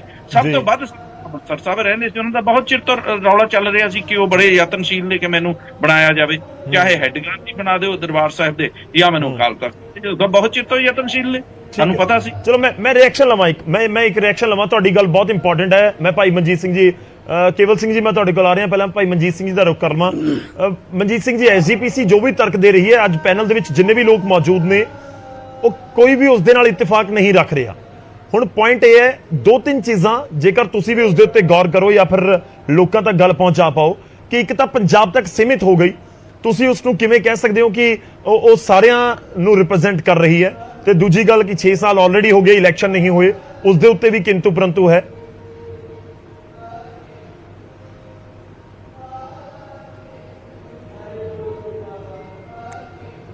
ਗੌਰਵ ਜੀ, ਮੇਰੀ ਆਵਾਜ਼ ਆ ਰਹੀ ਆ? ਹਾਂਜੀ, ਤੁਹਾਡੀ ਆਵਾਜ਼ ਆ ਰਹੀ ਹੈ। ਆਵਾਜ਼ ਵੇਖੀ ਹੋਈ। ਹਾਂਜੀ ਗੌਰਵ ਜੀ, ਮੈਂ ਬੇਨਤੀ ਕਰਨੀ ਚਾਹੁੰਦਾ ਹਾਂ ਕਿ ਇਹੋ ਹੀ ਗੱਲ ਵਹੀ ਕਹਿ ਰਿਹਾ ਜਿਸ ਤਰ੍ਹਾਂ ਪਹਿਲਾਂ ਇਲੈਕਸ਼ਨਾਂ ਦੀ ਗੱਲ ਨਿਜ਼ਾਮੀਆਂ ਸਾਹਿਬ ਨੇ ਕਹੀ ਹੈ। ਅਸੀਂ ਕਹਿੰਦੇ ਇਲੈਕਸ਼ਨ ਹੋਵੇ ਔਰ ਸਾਰੇ ਸਿੰਘ ਜਿਹੜੇ ਉਹ ਇਲੈਕਸ਼ਨਾਂ ਲੜਨ। ਇਸ ਵੇਲੇ ਟਾਈਮ ਆ ਜਿਹੜਾ ਸਿੰਘ ਇਲੈਕਸ਼ਨ ਲੜ ਕੇ ਸੇਵਾ ਕਰਨੀ ਚਾਹੁੰਦਾ, ਸਤਿਕਾਰਯੋਗ ਨੇ ਸਾਰੇ, ਉਹ ਇਲੈਕਸ਼ਨਾਂ ਲੜਨ। ਔਰ ਇਲੈਕਸ਼ਨਾਂ ਵਿੱਚ ਜਿਹੜੇ ਸਿੰਘਾਂ ਨੂੰ ਸੇਵਾ ਦਾ ਮੌਕਾ ਮਿਲੂਗਾ ਉਹ ਆਣ ਕੇ ਸੇਵਾ ਕਰਨ। ਸਾਨੂੰ ਇਹਦਾ ਕੋਈ ਇਤਰਾਜ਼ ਨਹੀਂ ਹੋ ਸਕਦਾ। ਕੋਈ ਚੰਗੇ ਸਿੰਘ ਆਣ ਕੇ ਸਾਡੇ ਤੋਂ ਵਧੀਆ ਸੇਵਾ ਵੀ ਕਰ ਲੈਣ, ਕਿਉਂਕਿ ਸਿੱਖਾਂ 'ਚ ਬੜੇ ਬੜੇ ਸਿੱਖ ਜਿਹੜੇ ਆ ਸਾਡੇ ਤੋਂ ਵੱਧ ਉਹ ਆਪਣੇ ਮਰਜ਼ਾਦਾ ਪੁਰਸ਼ੋਤਮ ਵੀ ਹੈਗੇ ਆ, ਬਾਣੀ ਵੀ ਵੱਧ ਪੜ੍ਹਨ ਵਾਲੇ ਹੈਗੇ ਆ, ਉਹ ਕਰਨ। ਪਰ ਉਹ ਸੈਂਟਰ ਦਾ ਕੰਮ ਹੈ, ਸਾਡਾ ਕੰਮ ਨਹੀਂ ਹੈਗਾ। ਸੋ ਦੂਸਰੀ ਮੈਂ ਬੇਨਤੀ ਕਰਨੀ ਚਾਹੁੰਦਾ ਹੈ ਕਿ ਜਿਸ ਤਰ੍ਹਾਂ ਪਹਿਲਾਂ ਸਾਡੇ ਤੋਂ ਪਟਨਾ ਸਾਹਿਬ ਕਮੇਟੀ ਖੋਲੀ, ਸਾਡੇ ਤੋਂ ਪਟਨਾ ਸਾਹਿਬ ਕਮੇਟੀ ਖੋਲੀ ਆ, ਅਸੀਂ ਆਪ ਹੀ ਸੁੰਗੜਦੇ ਜਾ ਰਹੇ ਹਾਂ ਵਿਰੋਧਤਾ ਕਰ ਕਰਕੇ, ਇੱਕ ਦੂਜੇ ਦੀ ਵਿਰੋਧਤਾ, ਲੱਤਾਂ ਖਿੱਚ ਖਿੱਚ ਕੇ ਇਹੋ ਜਿਹੀਆਂ ਗੱਲਾਂ ਕਰ ਕਰਕੇ, ਤੇ ਅਸੀਂ ਸੈਂਟਰ ਸਰਕਾਰ ਨੂੰ ਆਪ ਹੀ ਮਤਲਬ ਸ਼ਹਿ ਦੇਣ ਡਏ, ਸਾਡੇ ਚੋਂ ਸਿੱਖ ਹੀ ਦੇਣ ਡਏ ਸ਼ਹਿ। ਪਹਿਲਾਂ ਤਾਂ ਸਾਡੇ ਤੋਂ ਪਟਨਾ ਸਾਹਿਬ ਕਮੇਟੀ ਖੁੱਸੀ ਹੈ, ਉਹ ਤੁਹਾਡੇ ਸਾਹਮਣੇ ਆ। ਔਰ ਉਸ ਤੋਂ ਬਾਅਦ ਹਰਿਆਣਾ ਕਮੇਟੀ ਜਿਹੜੀ ਹੈ, ਦਿੱਲੀ ਕਮੇਟੀ ਜਿਹੜੀ ਉਹ ਵੀ ਉੱਥੇ ਜਿਹੜੀ ਉਹ ਭਾਰਤੀ ਜਨਤਾ ਪਾਰਟੀ ਨੇ ਆਪਦੇ ਕਬਜ਼ੇ 'ਚ ਕਰ ਲਈ ਹੈ। ਉਸ ਤੋਂ ਬਾਅਦ ਹਰਿਆਣਾ ਕਮੇਟੀ ਵੀ ਉਹਨਾਂ ਨੇ ਆਪਦੇ ਕਬਜ਼ੇ 'ਚ ਕਰ ਲਈ ਆ। ਔਰ ਹੁਣ ਉਹਨਾਂ ਦੀ ਨਿਗਾਹ ਜਿਹੜੀ ਆ ਨਾ, ਉਹ ਹੈਗੀ ਆ ਸ਼੍ਰੋਮਣੀ ਗੁਰਦੁਆਰਾ ਪ੍ਰਬੰਧਕ ਕਮੇਟੀ ਤੇ। ਮੈਨੂੰ ਕੋਈ ਝਿਜਕ ਨਹੀਂ ਕਹਿਣ ਤੇ, ਕਿਉਂਕਿ ਇਹ ਉਤੋਂ ਸਰਕਾਰ ਸਾਰੀ ਗੇਮਾਂ ਚਲਾਉਂਦੀ ਆ ਕਿ ਖਾਲਸਾ ਪੰਥ ਦੀ ਵੱਖਰੀ ਹੋਂਦ, ਵੱਖਰੀ ਹਸਤੀ, ਵੱਖਰਾ ਇਹਨਾਂ ਦਾ ਬਾਣਾ, ਵੱਖਰਾ ਇਹਨਾਂ ਦਾ ਜਿਹੜਾ ਇਤਿਹਾਸ, ਇਹਨਾਂ ਦਾ ਗ੍ਰੰਥ, ਇਹਨਾਂ ਦਾ ਪੰਥ, ਇਹਨਾਂ ਦਾ ਤਖਤ, ਔਰ ਜਿਹੜਾ ਉਹਨੂੰ ਸਾਰੇ ਨੂੰ ਰਲ ਗੱਡ ਕਰ ਦਈਏ ਔਰ ਸਿੱਖਾਂ ਦੇ ਰਾਹੀਂ ਕਰੀਏ। ਕਈ ਜਥੇਬੰਦੀਆਂ ਦੇ ਰਾਹੀਂ ਵੀ ਉਹਨਾਂ ਦੀ ਹੈਗੀ ਆ, ਮਤਲਬ ਇੱਛਾ ਹੈਗੀ ਆ। ਸੋ ਮੈਂ ਠੀਕ ਹੈ ਤੁਹਾਡਾ ਪੁਆਇੰਟ, ਪਰ ਗੱਲ ਇਹ ਹੈ ਭਾਈ ਮਨਜੀਤ ਜੀ, ਸਾਰੇ ਨਹੀਂ ਮਨਜੀਤ ਸਿੰਘ ਜੀ, ਮੈਂ ਮਾਫੀ ਚਾਹਨਾ ਵਿਚਾਲੇ ਰੋਕ ਰਹੇ ਹਾਂ, ਪਰ ਗੱਲ ਇਹ ਹੈ ਕਿ ਇਹ ਜਿਹੜੇ ਤਰਕ ਨੇ ਤੁਸੀਂ ਲੰਬੇ ਵੇਲੇ ਤੋਂ ਐਸਜੀਪੀਸੀ ਦਿੰਦੀ ਆ ਰਹੀ ਹੈ। ਹੁਣ ਜਿਹੜੇ ਪੰਜਾਬ ਦੇ ਵਿੱਚ ਹੀ ਦਾਦੂਵਾਲ ਸਾਹਿਬ ਬੈਠੇ ਨੇ, ਬੇਸ਼ੱਕ ਹਰਿਆਣਾ ਦੇ ਨਾਲ ਤਾਲੁਕ ਰੱਖਦੇ ਨੇ, ਨਿਆਮੀਆਂ ਜੀ ਬੈਠੇ ਨੇ, ਯਾਨੀ ਕੇਵਲ ਸਿੰਘ ਜੀ ਬੈਠੇ ਨੇ, ਇਹ ਗੱਲਾਂ ਇਹ ਕਿਉਂ ਨਹੀਂ ਸਮਝ ਪਾ ਰਹੇ ਜੇ ਐਸਜੀਪੀਸੀ ਸਮਝ ਪਾ ਰਹੀ ਹੈ? ਇਹ ਬਿਲਕੁਲ ਇੱਕ ਅਲੱਗ ਸਟੈਂਡ ਲੈਂਦੇ ਨੇ ਇਸ ਪੂਰੇ ਮਾਮਲੇ ਦੇ ਵਿੱਚ। ਮੈਂ ਬੇਨਤੀ ਕਰਨੀ ਚਾਹੁੰਦਾ ਹੈ ਕਿ ਹੋ ਸਕਦਾ ਇਹਨਾਂ ਨੂੰ ਸਾਡੇ ਜਿਹੜੀ ਸ਼੍ਰੋਮਣੀ ਗੁਰਦੁਆਰਾ ਪ੍ਰਬੰਧਕ ਕਮੇਟੀ ਦੀ ਕਾਰਜਸ਼ੈਲੀ ਹੈ, ਚਾਹੇ ਸਾਡੀ ਸੇਵਾ ਹੈ, ਹੋ ਸਕਦਾ ਇਹਨਾਂ ਨੂੰ ਉਹਦੇ ਤੇ ਕੋਈ ਖਦਸ਼ਾ ਹੋਵੇ। ਮੈਂ ਤਾਂ ਪਹਿਲਾਂ ਹੀ ਕਹਿ ਰਿਹਾ ਵੀ ਹੋ ਸਕਦਾ ਇਹਨਾਂ ਨੂੰ ਸਾਡੇ ਤੇ ਕੋਈ ਸਾਡੀ ਸੇਵਾ ਪਰਿਵਾਰ ਦੇ ਨਾਲ ਖਦਸ਼ਾ ਹੈ, ਕਿਉਂਕਿ ਕਹਿੰਦੇ ਨੇ ਕੋਈ ਵੀ ਦਾਦੂਵਾਲ ਜੀ ਬੈਠੇ ਨੇ, ਕਹਿੰਦੇ ਨੇ ਪਰਿਵਾਰ ਦਾ ਕਬਜ਼ਾ ਹੈ, ਇਹ ਪਰਿਵਾਰ ਦਾ ਕਬਜ਼ਾ, ਇਹ ਸਿੱਧੇ ਇਲਜ਼ਾਮ ਲੱਗਦੇ ਨੇ। ਮੈਂ ਇਹੋ ਹੀ ਬੇਨਤੀ ਕਰਨੀ ਚਾਹੁੰਦਾ, ਹਰਿਆਣੇ 'ਚ ਤਾਂ ਨਹੀਂ ਨਾ ਹੋਣੇਗਾ ਪਰਿਵਾਰ ਦਾ ਕਬਜ਼ਾ। ਹਰਿਆਣੇ ਤਾਂ ਹੁਣ ਆਰਐਸਐਸ ਦਾ ਕਬਜ਼ਾ ਹੈ ਨਾ, ਖੱਟੜ ਸਾਹਿਬ ਦਾ ਹੈਗਾ ਨਾ, ਉੱਥੇ ਤਾਂ ਆਪਣੇ ਉੱਥੇ ਤਾਂ ਨਹੀਂਗਾ, ਪਰ ਦਿੱਲੀ ਦੇ ਵਿੱਚ ਵੀ ਉਹਨਾਂ ਦਾ ਸੈਂਟਰ ਵਾਲਿਆਂ ਦਾ ਕਬਜ਼ਾ ਹੋ ਗਿਆ, ਪਟਨਾ ਸਾਹਿਬ ਵੀ ਹੋ ਗਿਆ, ਔਰ ਇਸੇ ਤਰ੍ਹਾਂ ਹਜ਼ੂਰ ਸਾਹਿਬ ਵੀ ਉਹਨਾਂ ਦਾ ਕਬਜ਼ਾ ਹੋ ਗਿਆ। ਇੱਕੋ ਹੀ ਕਮੇਟੀ ਰਹਿ ਗਈ ਆ। ਮੈਂ ਬੇਨਤੀ ਕਰਨੀ ਚਾਹੁੰਦਾ, ਸਾਰੇ ਸਤਿਕਾਰਯੋਗ ਬੈਠੇ ਆ, ਜਿੱਦਣ ਇਹ ਵੀ ਉਹਨਾਂ ਦੇ ਕਬਜ਼ੇ 'ਚ ਚਲੀ ਗਈ ਨਾ, ਭਾਵੇਂ ਕਿਸੇ ਤਰ੍ਹਾਂ ਚਲੀ ਗਈ, ਉਧਰ ਸਿੱਖ ਜ਼ਰੂਰ ਅੱਖਾਂ 'ਚ ਘਸੁੰਨ ਦੇ ਕੇ ਰੋਇਆ ਕਰਨਗੇ ਕਿ ਸਾਡੀ ਸੰਸਥਾ ਹੈ ਜਿਹੜੀ ਸਾਡੀ ਆਵਾਜ਼ ਬੁਲੰਦ ਕਰਦੀ। ਸ਼੍ਰੀ ਅਕਾਲ ਤਖਤ ਸਾਹਿਬ ਸੀ ਔਰ ਸ਼੍ਰੋਮਣੀ ਕਮੇਟੀ ਸੀ, ਸ਼੍ਰੋਮਣੀ ਅਕਾਲੀ ਦਲ ਸੀ। ਇਹ ਮੈਂ ਵਾਅਦੇ ਨਾਲ ਕਹਿਣਾ ਤੁਹਾਡੇ ਚੈਨਲ ਤੋਂ ਬੜੇ ਮਤਲਬ ਕੌਨਫੀਡੈਂਸ ਦੇ ਨਾਲ ਵੀ ਇਹ ਜ਼ਰੂਰ ਇੱਕ ਦਿਨ ਤੇ ਇੱਕ ਨਾ ਦਿਨ ਇਹ ਸਾਰਿਆਂ ਨੂੰ ਬਹਿ ਕੇ ਆਪਾਂ ਨੂੰ ਅੱਖਾਂ 'ਚ ਘਸੁੰਨ ਦੇ ਕੇ ਰੋਣਾ ਜ਼ਰੂਰ ਪਊਗਾ ਵੀ ਇਹ। ਚਲੋ ਮੈਂ ਜਵਾਬ ਲੈ ਲਵਾਂ, ਮੈਂ ਤੁਹਾਡੇ ਕੋਲ ਵਾਪਸ ਆਉਣਾ, ਮੈਂ ਕੇਵਲ ਸਿੰਘ ਦਾ ਰੁਖ ਕਰਨਾ, ਪਰ ਉਸ ਤੋਂ ਪਹਿਲਾਂ ਦਾਦੂਵਾਲ ਸਾਹਿਬ ਦਾ ਇੱਕ ਜਵਾਬ ਲੈ ਲਓ। ਤੁਹਾਡਾ ਪੁਆਇੰਟ ਆਇਆ ਸਰ, ਇਸ ਦੇ ਨਾਲ ਹੀ ਜੁੜਿਆ ਹੋਇਆ ਪੁਆਇੰਟ ਹੈ, ਮੈਂ ਲੈ ਕੇ ਆਉਂਗਾ। ਦਾਦੂਵਾਲ ਸਾਹਿਬ, ਤੁਸੀਂ ਪਰਿਵਾਰ ਨੂੰ ਲੈ ਕੇ ਬਹੁਤ ਸਵਾਲ ਚੁੱਕਦੇ ਆਏ ਹੋ ਪਿਛਲੇ ਕੁਝ ਸਮੇਂ ਦੇ ਵਿੱਚ। ਹੁਣ ਗੱਲ ਇਹ ਹੈ, ਉਹ ਸਮਝਾ ਰਹੇ ਨੇ ਕਿ ਸਮਝੋ ਇਸ ਚੀਜ਼ ਨੂੰ ਕਿ ਕਬਜ਼ਾ ਕੀਤਾ ਜਾ ਰਿਹਾ ਪਟਨਾ ਸਾਹਿਬ ਵਾਲੀ, ਦਿੱਲੀ ਦੀ ਗੁਰਦੁਆਰਾ ਪ੍ਰਬੰਧਕ ਕਮੇਟੀ, ਉਸ ਤੋਂ ਬਾਅਦ ਹਰਿਆਣਾ ਵਾਲੀ, ਕਿ ਤੁਸੀਂ ਨਹੀਂ ਸਮਝ ਪਾ ਰਹੇ, ਜਦੋਂ ਟਾਈਮ ਨਿਕਲ ਗਿਆ ਫਿਰ ਹੱਥ ਕੁਝ ਨਹੀਂ ਰਹਿਣਾ। ਦੇਖੋ ਮੈਂ ਇੱਕ ਗੱਲ ਇਹਦੇ ਵਿੱਚ ਇਹ ਕਹਿਣੀ ਚਾਹੁੰਦਾ ਕਿ ਜਿਹੜੀਆਂ ਅੱਜ ਗੱਲਾਂ ਕਹਿ ਰਹੇ ਆ ਰਵਾਇਤਾਂ ਇਹਨਾਂ ਨੇ ਪਾਈਆਂ। ਪੰਜਾਬ ਦੇ ਅੰਦਰ ਬੀਜੇਪੀ ਨੂੰ ਆਰਐਸਐਸ ਨੂੰ ਕੋਈ ਨਹੀਂ ਸੀ ਜਾਣਦਾ। ਕਿੰਨਾ ਨੇ ਜਾਣਨ ਲਾਇਆ? ਸ਼੍ਰੋਮਣੀ ਅਕਾਲੀ ਦਲ ਨੇ, ਬਾਦਲ ਪਰਿਵਾਰ ਨੇ ਉਹਨਾਂ ਨੂੰ ਲੈ ਕੇ ਆਂਦਾ। ਅੱਜ ਤੱਕ ਉਹਨਾਂ ਦੇ ਨਾਲ ਅਲਾਇੰਸ ਕੀਤੀ, ਉਹਨਾਂ ਦੇ ਨਾਲ ਸਰਕਾਰਾਂ ਮਾਣੀਆਂ। ਅੱਜ ਜੇ ਅਲਾਇੰਸ ਟੁੱਟ ਗਿਆ ਤੇ ਆਰਐਸਐਸ ਮਾੜੀ ਹੋ ਗਈ। ਅੱਜ ਆਰਐਸਐਸ ਬੀਜੇਪੀ ਮਾੜੀ ਹੋ ਗਈ। ਉਹ ਮਾੜੀ ਹੈ ਕਿ ਚੰਗੀ, ਇਹ ਗੱਲ ਇੱਕ ਵੱਖਰਾ ਵਿਸ਼ਾ। ਪਰ ਇਹ ਤਾਂ ਨਾ ਕਹਿਣ ਜਿਨ੍ਹਾਂ ਨੇ ਸਰਕਾਰਾਂ ਮਾਣੀਆਂ, 10 ਸਾਲ ਦਾ ਰਾਜ ਭਾਗ ਉਹਨਾਂ ਦੇ ਨਾਲ ਕੀਤਾ, ਅੱਜ ਇਹਨਾਂ ਨੂੰ ਦਿੱਲੀ ਤੇ ਵੀ ਉਹ ਕਾਬਜ ਲੱਗਦੇ ਆ, ਹਰਿਆਣੇ ਤੇ ਵੀ ਕਾਬਜ ਲੱਗਦੇ ਆ। ਦੇਖੋ ਹਰਿਆਣੇ 'ਚ ਤਾਂ ਜੇ ਚੋਣਾਂ ਹੋਣੀਆਂ ਨੇ, ਅਡਹੌਕ ਕਮੇਟੀ ਆ 18 ਮਹੀਨਿਆਂ ਵਾਸਤੇ, ਉਹ ਸੁਪਰੀਮ ਕੋਰਟ ਦਾ ਫੈਸਲਾ ਆਇਆ। ਜੇ ਪਹਿਲਾਂ ਇਹ ਨਾ ਸੁਪਰੀਮ ਕੋਰਟ ਜਾਂਦੇ ਤਾਂ ਹੁਣ ਨੂੰ ਚੋਣਾਂ ਹੋਈਆਂ ਹੁੰਦੀਆਂ, ਸੰਗਤਾਂ ਨੁਮਾਇੰਦੇ ਚੁਣ ਕੇ ਭੇਜ ਦਿੰਦੀਆਂ। ਤਾਂ ਹੁਣ ਵੀ ਜਿਹੜਾ ਹੈਗਾ ਉਹ ਆਪਣਾ 18 ਮਹੀਨਿਆਂ ਦਾ ਇੱਕ ਹੈਗਾ ਅਡਹੌਕ ਕਮੇਟੀ ਦਾ ਜਿਹੜਾ ਡਿਬੇਟ ਤੇ ਵੀ ਵਾਪਸ ਆ ਜਾਈਏ, ਕਿਉਂਕਿ ਜਥੇਦਾਰ ਸਾਹਿਬ ਦੀ ਨਿਯੁਕਤੀ ਤੇ ਅੱਜ ਆਪਾਂ ਗੱਲਬਾਤ ਕਰ ਰਹੇ ਹਾਂ। ਉਹ ਕਮੇਟੀਆਂ ਵਾਲੇ ਪਾਸੇ ਚਲੇ ਜਾਵਾਂਗੇ ਜੀ। ਮੈਂ ਇਹਦੇ ਤੇ ਆਉਣਾ ਚਾਹੁੰਦਾ ਕਿ ਦੇਖੋ ਸਾਡਾ ਨਾ ਤਾਂ ਸ਼੍ਰੋਮਣੀ ਕਮੇਟੀ, ਨਾ ਸ਼੍ਰੋਮਣੀ ਅਕਾਲੀ ਦਲ, ਨਾ ਗਿਆਨੀ ਹਰਪ੍ਰੀਤ ਸਿੰਘ, ਨਾ ਰਘਵੀਰ ਸਿੰਘ ਉਹਨਾਂ ਨਾਲ ਕੋਈ ਵਖਰੇਵਾਂ ਜਾਂ ਵਿਵਾਦ ਆ ਜਾਂ ਕੋਈ ਵਿਅਕਤੀਗਤ ਉਹਨਾਂ ਦਾ। ਬਾਦਲ ਪਰਿਵਾਰ ਦਾ ਵੀ ਨਾਮ ਲੈ ਲਓ। ਦਾਦੂਵਾਲ ਸਾਹਿਬ ਤੁਸੀਂ ਬਹੁਤ ਤਿੱਖੇ ਸ਼ਬਦੀ ਹਮਲੇ ਕਰਦੇ ਹੋ। ਸਿਆਸੀ ਕੁੰਡਾ ਪਾਸੇ ਹੋਣਾ ਚਾਹੀਦਾ ਵਾ। ਇਹ ਸੰਸਥਾਵਾਂ ਆਜ਼ਾਦ ਕੰਮ ਕਰਨ, ਇਹਨਾਂ ਨੂੰ ਆਜ਼ਾਦ। ਜਦੋਂ ਅਕਾਲ ਤਖਤ ਸਾਹਿਬ ਆਜ਼ਾਦ ਹੋ ਗਿਆ, ਨਿਰਪੱਖ ਹੋ ਗਿਆ, ਬਾਕੀ ਸਾਰੀਆਂ ਸੰਸਥਾਵਾਂ ਉਹਨੇ ਇੱਕ ਹੋਰ ਛੋਟਾ ਜਿਹਾ ਸਵਾਲ, ਮੈਂ ਇੱਕ ਹੋਰ ਛੋਟਾ ਜਿਹਾ ਸਵਾਲ ਜਾਣਨਾ ਚਾਹੁੰਦਾ। ਤੁਹਾਨੂੰ ਲੱਗਦਾ ਕਿ ਗਿਆਨੀ ਹਰਪ੍ਰੀਤ ਸਿੰਘ ਬਹੁਤ ਨਿਰਪੱਖ ਹੋ ਕੇ ਕੰਮ ਕਰ ਰਹੇ ਸੀ, ਇਸ ਕਰਕੇ ਕੁਰਸੀ ਚਲੀ ਗਈ? ਦੇਖੋ ਗੱਲ ਇੰਨੀ ਨਹੀਂ ਆ ਕਿ ਉਹ ਨਿਰਪੱਖ ਹੋ ਕੇ ਕੰਮ ਕਰ ਰਹੇ ਸੀਗੇ ਜੀ। ਜਦੋਂ ਨਿਰਪੱਖ ਹੋ ਕੇ ਕੰਮ ਕਰਨ ਦੀ ਗੱਲ ਆਈ ਤਾਂ ਬਾਦਲ ਪਰਿਵਾਰ ਨੇ ਪਾਸੇ ਕਰਤੇ। ਜਿੰਨਾ ਚਿਰ ਉਹਨਾਂ ਨੇ ਜੈਸ ਬੌਸ ਬਣ ਕੇ ਕੰਮ ਕੀਤਾ ਉਹਨਾਂ ਚਿਰ ਰਹਿ ਗਏ। ਉੱਥੇ ਜੈਸ ਬੌਸ ਰਹਿ ਸਕਦਾ। ਜਿੱਦਣ ਉਹ ਜੈਸ ਬੌਸ ਤੋਂ ਪਾਸੇ ਹੋਇਆ, ਜਿਸ ਤਰ੍ਹਾਂ ਹਟਾਇਆ ਗਿਆ, ਲਾਇਆ ਗਿਆ, ਤੁਹਾਡੇ ਸਾਹਮਣੇ ਆ। ਜਿਵੇਂ ਨਿਆਮੀਆਂ ਜੀ ਨੇ ਗੱਲ ਕੀਤੀ ਆ ਨਾ, ਜਥੇਦਾਰ ਜੀ ਆਪਣਾ ਭਾਈ ਜੀਤ ਸਿੰਘ ਦੇ ਹਟਾਉਣ ਵੇਲੇ ਤੋਂ ਲੈ ਕੇ 1999 ਤੋਂ ਲੈ ਕੇ ਜਿਹੜਾ ਹੁਣ 2023 ਆ ਗਿਆ, ਇਹ ਜਿਹੜਾ ਪਿਛਲੇ 24 ਸਾਲਾਂ ਦਾ ਜਿਹੜਾ ਸਮਾਂ ਵਾ ਨਾ, ਇਹ ਕਾਰਜਕਾਲ ਜਿਹੜਾ 24 ਸਾਲਾਂ ਦਾ, ਇਹ ਬਹੁਤ ਬੈਡ ਰਿਹਾ ਪੰਥ ਲਈ, ਕੌਮ ਲਈ। ਜਦੋਂ ਤੋਂ ਭਾਈ ਰਣਜੀਤ ਸਿੰਘ ਨੂੰ ਲਾਇਆ ਗਿਆ ਉਦੋਂ ਤੋਂ ਇਹ ਰੁਝਾਨ ਜਿਹੜਾ ਸੀ ਉਹ ਭਾਰੂ ਹੋਇਆ। ਇਹਨੂੰ ਲਾ ਦਿਓ, ਇਹਨੂੰ ਹਟਾ ਦਿਓ, ਆਹ ਜਿਹੜਾ ਬਿਆਨ ਸਾਡੇ ਖਿਲਾਫ ਚਲੇ ਗਿਆ ਹੁਣ ਇਹਦੀ ਬਲੀ ਦੇ ਦਿਓ। ਸੋ ਇਸ ਤਰੀਕੇ ਦੇ ਨਾਲ ਉਹ ਚਾਹੁੰਦੇ ਹੀ ਨਹੀਂ ਕੋਈ ਪੰਥ ਦੇ ਭਲੇ ਦੀ ਗੱਲ ਕੋਈ ਜਥੇਦਾਰ ਕਰੇ, ਕੋਈ ਪ੍ਰਚਾਰਕ ਕਰੇ। ਜਦੋਂ ਕੋਈ ਪੰਥ ਦੇ ਭਲੇ ਦੀ ਗੱਲ, ਕੋਈ ਪੰਥਕ ਏਕਤਾ ਦੀ ਗੱਲ ਕਰਦਾ ਜਾਂ ਪੰਥ ਨੂੰ ਅੱਗੇ ਤੋਰਨ ਦੀ ਗੱਲ ਜਾਂ ਉਹਨਾਂ ਦੀਆਂ ਕਮੀਆਂ ਦੀ ਗੱਲ ਕਰਦਾ ਕਿ ਅਕਾਲੀ ਦਲ ਸਰਮਾਏਦਾਰਾਂ ਦੀ ਪਾਰਟੀ ਬਣ ਕੇ ਰਹਿ ਗਿਆ, ਅਕਾਲੀ ਦਲ 'ਚ ਗਿਰਾਵਟਾਂ ਆ ਗਈਆਂ, ਤਾਂ ਉਸ ਵੇਲੇ ਉਹ ਕਹਿੰਦੇ ਇਹਦੇ ਤੋਂ ਪਾਉਣਾ ਕੀ ਆ, ਸਾਡਾ ਲਾਇਆ ਜਥੇਦਾਰ ਸਾਨੂੰ ਸਮਝਾਉਣ ਲੱਗ ਗਿਆ। ਕਹਿੰਦੇ ਮੈਂ ਜਵਾਬ ਲਵਾਂਗਾ ਉਹਨਾਂ ਤੋਂ, ਮੈਂ ਜਵਾਬ ਲਵਾਂਗਾ, ਪਰ ਪਹਿਲਾਂ ਉਸ ਤੋਂ ਮੈਂ ਇੱਕ ਵਾਰੀ ਸਾਬਕਾ ਜਥੇਦਾਰ ਸਾਡੇ ਨਾਲ ਨੇ ਗਿਆਨੀ ਕੇਵਲ ਸਿੰਘ ਜੀ। ਕੇਵਲ ਸਿੰਘ ਜੀ, ਤੁਸੀਂ ਬਹੁਤ ਸਾਰੇ ਸਵਾਲ ਚੁੱਕੇ ਨੇ, ਪਰ ਇਸ ਵਿਚਾਲੇ ਪੁਆਇੰਟ ਨੰਬਰ 1 ਕਿ ਐਸਜੀਪੀਸੀ ਲੋਕਾਂ ਦੇ ਵੱਲੋਂ ਚੁਣੀ ਹੋਈ ਹੈ, ਉਹੀ ਜਥੇਦਾਰ ਸਾਹਿਬ ਦੀ ਨਿਯੁਕਤੀ ਕਰਦੀ ਹੈ। ਤੇ ਦੂਜਾ, ਜੇ ਤੁਹਾਨੂੰ ਲੱਗਦਾ ਕਿ ਵਿਧੀ ਵਿਧਾਨ ਕੁਝ ਵੱਖਰਾ ਹੋ ਸਕਦਾ ਤਾਂ ਫਿਰ ਉਹਦੀ ਰੂਪਰੇਖਾ ਕੀ ਹੋਏਗੀ? ਕਿ ਵਾਕਈ ਜੇਕਰ ਇਸ ਤਰੀਕੇ ਨਾਲ ਨਹੀਂ, ਜਾਂ ਫਿਰ ਕਿਹੜੇ ਤਰੀਕੇ ਨਾਲ ਹੋਏਗੀ ਕਿ ਸਾਰੀਆਂ ਜਥੇਬੰਦੀਆਂ ਬੁਲਾ ਲਈਆਂ ਜਾਣ, ਟਕਸਾਲ ਦੇ ਆਗੂ ਬੁਲਾ ਲਏ ਜਾਣ, ਜਿਹੜੀਆਂ ਦਿੱਲੀ ਦੀਆਂ, ਪਟਨਾ ਸਾਹਿਬ ਦੀਆਂ ਜਾਂ ਫਿਰ ਹਰਿਆਣਾ ਦੀ ਕਮੇਟੀ ਹੈ ਉਹਨਾਂ ਦੇ ਨੁਮਾਇੰਦੇ ਬੁਲਾ ਲਏ ਜਾਣ, ਇਸ ਤਰੀਕੇ ਨਾਲ ਹੋਵੇ, ਜਾਂ ਸਰਬਤ ਖਾਲਸਾ ਸੱਦਿਆ ਜਾਵੇ ਫਿਰ ਜਥੇਦਾਰ ਸਾਹਿਬ ਦੀ ਨਿਯੁਕਤੀ ਹੋਵੇ? ਇਹ ਵਿਧੀ ਵਿਧਾਨ ਜੇ ਤੁਸੀਂ ਕਹਿ ਰਹੇ ਹੋ ਕਿ ਇਸ ਦੇ ਉੱਤੇ ਗੌਰ ਕਰਨ ਦੀ ਲੋੜ ਹੈ, ਤਾਂ ਫਿਰ ਉਹ ਕਿਸ ਤਰੀਕੇ ਦਾ ਹੋਵੇ ਵਿਧੀ ਵਿਧਾਨ? ਦੇਖੋ ਜੀ, ਕੌਮ ਦੇ ਅੰਦਰ ਹਰ ਪੱਖ ਦੀ ਚਰਚਾ ਕਰਕੇ ਮਸੌਦੇ ਤਿਆਰ ਕਰਕੇ ਦਿੱਤੇ ਹੋਏ ਨੇ। ਸਭ ਤੋਂ ਪਹਿਲੀ ਗੱਲ ਹੈ ਕਿ ਸ਼੍ਰੋਮਣੀ ਗੁਰਦੁਆਰਾ ਪ੍ਰਬੰਧਕ ਕਮੇਟੀ ਜਿਹੜੀ ਹੈ, ਇਹਨੂੰ ਪੰਥ ਦੇ ਅੱਗੇ ਜਵਾਬਦੇਹ ਬਣਨਾ ਚਾਹੀਦਾ ਹੈ। ਜਿਵੇਂ ਮੁੱਦਾ ਉੱਠ ਰਿਹਾ ਹੈ ਕਿ ਅੱਜ 24 ਸਾਲ ਬੀਤ ਗਏ, ਇਹਨਾਂ ਉਸ ਗੱਲ ਦੇ ਉੱਤੇ ਗੌਰ ਕਿਉਂ ਨਹੀਂ ਕੀਤਾ? ਅੱਜ ਜੇ ਦੇਸ਼ ਕਿਉਂ ਨਹੀਂ ਮੰਨਿਆ ਜਾਂਦਾ? ਅੱਜ ਕੀ ਗੱਲ ਹੋ ਗਈ ਹੈ?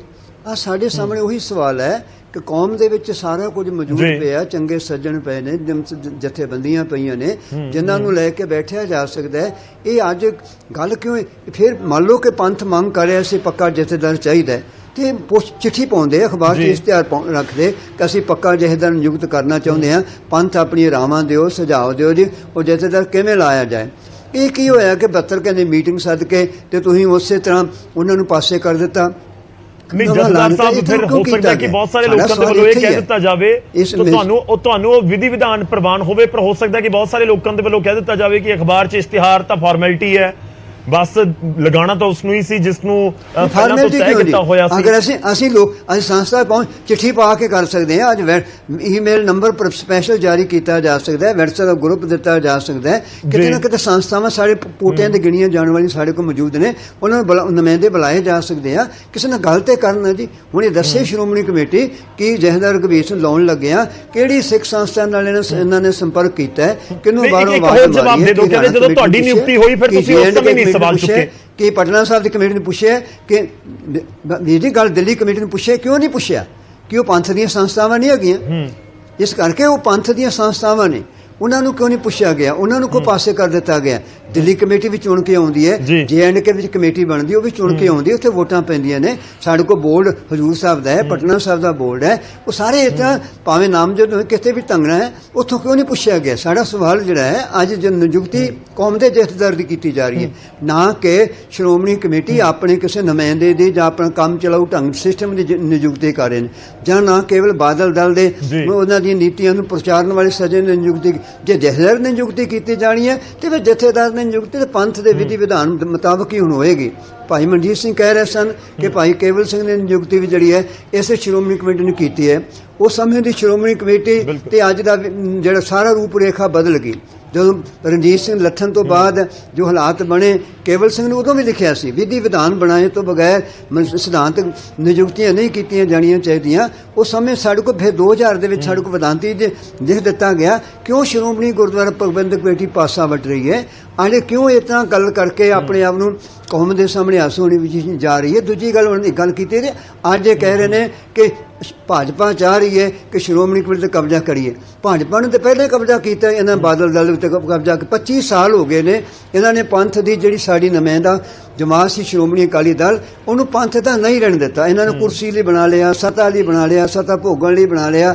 ਉਹਦੇ ਮੁਤਾਬਕ ਇਹਨਾਂ ਨੇ ਸ਼੍ਰੋਮਣੀ ਕਮੇਟੀ ਚਲਾਈ ਹੈ। ਉਹਦੇ ਮੁਤਾਬਕ ਸ਼੍ਰੋਮਣੀ ਅਕਾਲੀ ਦਲ ਜਿਹਨੂੰ ਕਹਿੰਦਾ ਜੀ ਵਜ੍ਹਾ ਕੀ ਮੰਨਦੇ ਹੋ ਸਰ? ਮੇਰੇ ਕੋਲ ਸਮਾਂ ਪਿੱਛੇ ਬਹੁਤ ਘੱਟ ਹੋਏਗਾ, ਇਸ ਕਰਕੇ ਤੁਹਾਡੇ ਰਿਐਕਸ਼ਨ ਬਹੁਤ ਜ਼ਰੂਰੀ ਨੇ। ਸਾਡੀ ਸਮੱਸਿਆ ਹੀ ਹੈ, ਸਾਡੀ ਬੇਸਿਕ ਤੁਸੀਂ ਵਜ੍ਹਾ ਕੀ ਮੰਨਦੇ ਹੋ? ਜੇ ਤੁਸੀਂ ਇਲਜ਼ਾਮ ਲਗਾ ਰਹੇ ਹੋ ਖਾਸ ਤੌਰ ਤੇ ਪਿਛਲੇ 24-25 ਸਾਲਾਂ ਦੇ ਵਿੱਚ, ਤੁਸੀਂ ਵਜ੍ਹਾ ਕਿਸ ਨੂੰ ਮੰਨਦੇ ਹੋ? ਕਿੰਨਾ ਕੁਝ ਬਦਲ ਗਿਆ ਜੀ, ਵੇਖੋ ਨੇ ਪੁੱਛੋ ਨਹੀਂ। ਇਹਨਾਂ ਨੇ ਵਿਗਾੜ ਪਾਇਆ ਨਾ ਜੀ। ਇਹ ਭਾਜਪਾ ਨਾਲ ਕੰਮ ਕਰਦੇ ਰਹੇ ਨੇ, ਉਹਨਾਂ ਦੀ ਉਹਦੇ ਮੁਤਾਬਕ ਕੰਮ ਕਰਦੇ ਰਹੇ ਨੇ। ਦਾਦੂਵਾਲ ਜੀ ਠੀਕ ਕਹਿ ਰਹੇ ਨੇ, ਇਹਨਾਂ ਹੀ RSS ਨੂੰ ਅੱਗੇ ਲੈ ਕੇ ਆਂਦਾ, ਉਹਨਾਂ ਦੀ ਸੋਚ ਨੂੰ ਅੱਗੇ ਲੈ ਕੇ ਆਂਦਾ। ਅੱਜ ਕੀ ਹੋ ਗਿਆ? ਅੱਜ ਕਿਉਂ ਆਪਾਂ ਅਸੀਂ ਕਹਿੰਦੇ ਸਾਨੂੰ ਨਾ ਭਾਜਪਾ ਚਾਹੀਦੀ ਹੈ ਨਾ ਕੋਈ ਚਾਹੀਦਾ, ਸਾਨੂੰ ਉਹ ਖਾਲਸਾ ਪੰਥ ਚਾਹੀਦਾ ਹੈ। ਜਬ ਲਾ ਖਾਲਸਾ ਰਹੇ ਨਿਆਰਾ ਤਬ ਲਗ ਤੇਜ ਦਿਓ ਮੈਂ ਸਾਰਾ, ਜਬ ਇਹ ਗਏ ਵਿਪਰਨ ਕੀ ਰੀਤ ਮੈਂ ਨਾ ਕਰੂੰ ਇਨ ਕੀ ਪ੍ਰਤੀਤ। ਸਾਨੂੰ ਉਹ ਗੁਰੂ ਗੋਬਿੰਦ ਸਿੰਘ ਪਾਤਸ਼ਾਹ ਦਾ ਸਾਜਿਆ ਖਾਲਸਾ ਪੰਥ ਹੈ ਨਾ, ਜਿਹੜਾ ਕਿਸੇ ਧਿਰ ਨਾਲ ਨਹੀਂ ਚੱਲਦਾ, ਧੜੇ ਨਾਲ ਨਹੀਂ ਚੱਲਦਾ, ਗੁਰੂ ਗ੍ਰੰਥ ਸਾਹਿਬ ਨਾਲ ਚੱਲਦਾ। ਸਾਡੇ ਕੋਲ ਬਹੁਤ ਕੁਝ ਪਿਆ ਹੋਇਆ ਹੈ। ਪੰਥ ਕੀ ਰਹੇਗੀ ਤੋ ਗ੍ਰੰਥ ਕੀ ਰਹੇਗੀ ਨਾਥ, ਤੇਰਾ ਪੰਥ ਨਾ ਰਹਾ ਤੇ ਗ੍ਰੰਥ ਕੌਣ ਮਾਨੇਗਾ। ਸਿੱਖ ਦੀ ਹੁਣ ਪੰਥ ਦੇ ਨਾਲ, ਪੰਥ ਚਲੇ ਗੁਰੂ ਗ੍ਰੰਥ ਦੇ ਨਾਲ। ਅੱਜ ਅਸੀਂ ਕਿੱਥੇ ਖੜੇ ਹਾਂ? ਅਸੀਂ ਵੇਖਣਾ ਪਏਗਾ। ਇਹਨਾਂ ਗੱਲ ਕੇ ਅਸੀਂ ਵਕਤ ਨੂੰ ਧੱਕਾ ਨਾ ਮਾਰੀਏ। ਅੱਜ ਕੌਮ ਦੇ ਲਈ ਜਿੱਥੇ ਜਿੱਥੇ ਵੀ ਸਿੱਖ ਬੈਠਾ, ਜਥੇਬੰਦੀ ਬੈਠੀ ਹੈ, ਉਹਨੂੰ ਨਾਲ ਲੈ ਕੇ ਤੁਰਨਾ ਪਏਗਾ। ਜੇ ਭਾਈ ਹਰਪ੍ਰੀਤ ਸਿੰਘ ਨੇ ਕਿਹਾ ਕਿ ਇੱਥੇ PTC ਵਾਲੀ ਥਾਂ ਤੇ ਸ਼੍ਰੋਮਣੀ ਕਮੇਟੀ ਚੈਨਲ ਚਲਾਵੇ, ਤੇ ਸਾਨੂੰ ਜਾਪਦਾ ਹੈ ਕਿ ਉਹਨਾਂ ਦੀਆਂ ਗੱਲਾਂ ਇਹਨੂੰ ਨਹੀਂ ਸਿਖਾਈਆਂ, ਜਿਸ ਕਾਰਨ ਕਰਕੇ ਉਹਨੂੰ ਪਾਸੇ ਕਰ ਦਿੱਤਾ ਗਿਆ ਤੇ ਹੁਣ ਆਪਣੀ ਮਰਜ਼ੀ ਨਾਲ ਨਵੇਂ ਫੈਸਲੇ ਕਰਾਉਣ ਦੇ ਲਈ ਕਰ ਲਈ ਗਈ ਹੈ। ਮੈਂ ਵਿਚਾਲੇ ਇਸ ਕਰਕੇ ਰੋਕ ਰਿਹਾ ਕਿਉਂਕਿ ਭਾਈ ਮਨਜੀਤ ਸਿੰਘ ਜੀ ਤੋਂ ਬਹੁਤ ਸਾਰੇ ਜਵਾਬ ਹੁਣ ਬਾਕੀ ਨੇ, ਉਹ ਲੈਣੇ ਜ਼ਰੂਰੀ ਨੇ। ਪਰ ਉਸ ਤੋਂ ਪਹਿਲਾਂ ਮੈਂ ਇੱਕ ਵਾਰ ਨਿਆਮੀਆ ਸਾਹਿਬ ਦਾ ਰੁਖ ਕਰ ਲੈਣਾ। ਨਿਆਮੀਆ ਸਾਹਿਬ, ਦੋ ਛੋਟੀਆਂ ਟਿੱਪਣੀਆਂ ਚਾਹਾਂਗਾ। ਇੱਕ ਤਾਂ ਅਖਬਾਰ ਦੇ ਵਿੱਚ ਇਸ਼ਤਿਹਾਰ ਦਿੱਤਾ ਜਾਵੇ ਕਿ ਇਸ ਦੇ ਉੱਤੇ ਆ ਕੇ ਜਿਹੜੇ ਲੋਕ ਨੇ ਜਿਹੜੇ ਆਪਣੀ ਰਾਏ ਦੇਣਾ ਚਾਹੁੰਦੇ ਨੇ ਉਹ ਆਉਣ। ਤੁਹਾਨੂੰ ਲੱਗਦਾ ਕਿ ਇਹ ਫਾਰਮੂਲਾ ਕੰਮ ਕਰ ਸਕਦਾ ਹੈ ਜਾਂ ਇਸ ਦੇ ਉੱਤੇ ਗੌਰ ਕੀਤਾ ਜਾ ਸਕਦਾ ਹੈ? ਬਿਲਕੁਲ ਜੀ, ਜ਼ਰੂਰੀ ਨਹੀਂ ਅਖਬਾਰ 'ਚ ਦੇਣਾ ਕਿਸੇ ਵੀ ਤਰੀਕੇ ਨਾਲ। ਉਹਨਾਂ ਦੀ ਭਾਵ ਇਹੀ ਹੈ ਕਹਿਣ ਦਾ ਕਿ ਸਾਰੇ ਜਿੱਥੇ ਤੱਕ ਨਾਨਕ ਨਾਮਲੇਵਾ ਸਿੱਖ ਬੈਠੇ ਨੇ ਉਹਨਾਂ ਨੂੰ ਪਤਾ ਹੋਣਾ ਚਾਹੀਦਾ ਕਿ ਸਾਡਾ ਸਭ ਤੋਂ ਸ਼੍ਰੋਮਣੀ ਜਿਸ ਦਾ ਅਸੀਂ ਹੁਕਮ ਮੰਨਣਾ ਹੈ। ਹੁਕਮ ਤਾਂ ਚਲੋ ਅਸੀਂ ਗੁਰੂ ਗ੍ਰੰਥ ਸਾਹਿਬ ਜੀ ਦਾ ਮੰਨਦੇ ਹਾਂ, ਪਰ ਫਿਰ ਵੀ ਜੋ ਆਦੇਸ਼ ਅਕਾਲ ਤਖਤ ਸਾਹਿਬ ਤੋਂ ਹੋਣਾ ਹੈ, ਉਹ ਜਿਹੜਾ ਲਿਆ ਜਾਣਾ ਹੈ, ਉਹ ਸਾਡੇ ਸਭ ਦੀ ਰਾਏ ਤੇ ਹੋ ਸਕਦਾ ਸਾਰਿਆਂ ਦੀ ਰਾਏ ਨਾ ਮਿਲੇ, ਪਰੰਤੂ ਫਿਰ ਵੀ ਬਹੁ ਗਿਣਤੀ ਤਾਂ ਹੋਏਗੀ ਨਾ। ਹੁਣ ਦੇਖੋ ਗੱਲ ਚੱਲੀ ਸੀ ਦਿੱਲੀ ਕਮੇਟੀ ਦੀ, ਸਾਰੇ ਸੱਜਣ ਜਾਣਦੇ ਨੇ ਦਿੱਲੀ ਕਮੇਟੀ ਕਿਸ ਨੇ ਬਣਾਈ, ਕਿਉਂ ਬਣੀ। ਇਹ ਚੀਜ਼ਾਂ ਨਹੀਂ ਕਿਉਂ, ਜਿਨ੍ਹਾਂ ਦੀ ਪਟਨਾ ਸਾਹਿਬ ਬੋਰਡ ਹੈ ਕਿ ਉੱਥੇ ਸਿੱਖ ਨਹੀਂ ਰਹਿੰਦੇ, ਹਜੂਰ ਸਾਹਿਬ ਦਾ ਬੋਰਡ ਹੈ ਕਿ ਉੱਥੇ ਸਿੱਖ ਨਹੀਂ ਰਹਿੰਦੇ। ਇਹ ਗੱਲ ਨਹੀਂ ਵੀ ਇਹ ਸਾਡੇ ਤੋਂ ਖੋਹ ਲਈ, ਕੋਈ ਖੋਹੀ ਨਹੀਂ, ਇਹਨੂੰ ਖੋਣਾ ਨਹੀਂ ਕਿਹਾ ਜਾ ਸਕਦਾ। ਸ਼੍ਰੋਮਣੀ ਕਮੇਟੀ ਦਾ ਨੁਮਾਇੰਦਾ ਹਜੂਰ ਸਾਹਿਬ ਦੀ ਹੈ, ਪਟਨਾ ਸਾਹਿਬ ਦੇ ਵਿੱਚ ਵੀ ਹੁੰਦਾ ਤੇ ਆਪਣੇ ਦਿੱਲੀ 'ਚ ਵੀ ਹੁੰਦਾ। ਜਦੋਂ ਨਹੀਂ ਉਹ ਤਾਂ ਸਮਝਾ ਰਹੇ ਨੇ ਕਿ ਪ੍ਰਭਾਵ ਕਿਸ ਦਾ। ਹੁਣ ਇਹ ਦੇਖੋ ਕਿ ਬੇਸ਼ੱਕ ਉਸ ਕਮੇਟੀ ਦੇ ਉੱਤੇ ਪ੍ਰਧਾਨ ਜਾਂ ਹੋਰ ਮੈਂਬਰ ਤਾਂ ਲਾਜ਼ਮੀ ਤੌਰ ਤੇ ਸਿੱਖ ਹੀ ਨੇ ਜਾਂ ਸਿੱਖ ਭਾਈਚਾਰੇ ਦੇ ਹੀ ਹੋਣਗੇ, ਪਰ ਉਹਨਾਂ ਦੇ ਉੱਤੇ ਪ੍ਰਭਾਵ ਕਿਸ ਦਾ ਹੈ ਉਹ ਦੇਖੋ ਤੁਸੀਂ। ਨਹੀਂ ਦੇਖੋ, ਪ੍ਰਭਾਵ ਹਰੇਕ ਬੰਦਾ ਲੈਂਦਾ। ਪੰਜਾਬ 'ਚ ਕਿਸ ਦਾ ਪ੍ਰਭਾਵ ਹੈ ਜੀ? ਪੰਜਾਬ ਵਿੱਚ ਸ਼੍ਰੋਮਣੀ ਗੁਰਦੁਆਰਾ ਪ੍ਰਬੰਧਕ ਕਮੇਟੀ ਤੇ ਜਥੇਦਾਰ ਕਿਸ ਦਾ ਪ੍ਰਭਾਵ ਹੈ? ਆਪਾਂ ਕੀ ਇਹਨਾਂ ਨੂੰ ਬਹੁਤ ਦੁੱਧ ਤੋਤੇ ਮੰਨਦੇ ਆ? ਜਿਹੜੇ ਸਿੱਖੀ ਸੰਸਥਾਵਾਂ ਨੂੰ ਦਾ ਘਾਣ ਕਰਤਾ, ਸਿੱਖੀ ਦੀ ਆਤਮਾ ਦਾ ਘਾਣ ਕਰਤਾ, ਉਹ ਬਹੁਤ ਦੁੱਧ ਤੋਤੇ ਨੇ।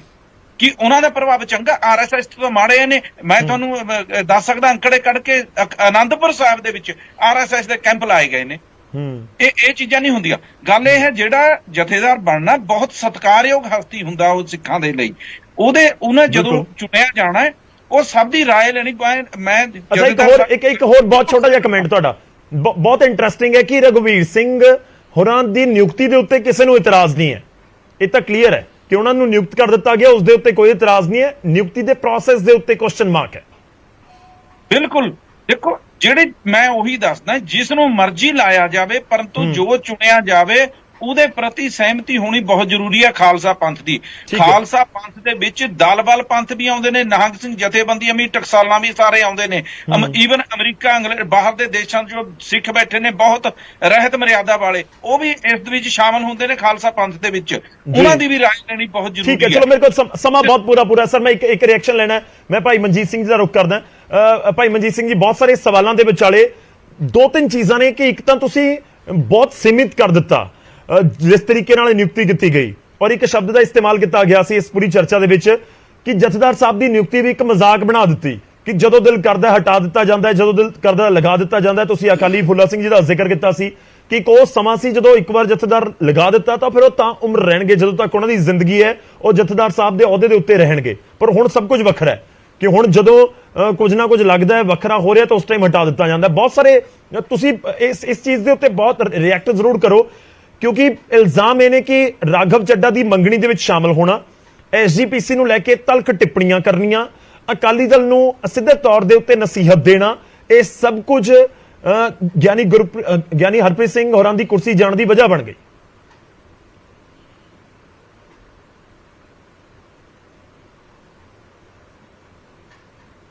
ਭਾਈ ਮਨਜੀਤ ਸਿੰਘ ਜੀ।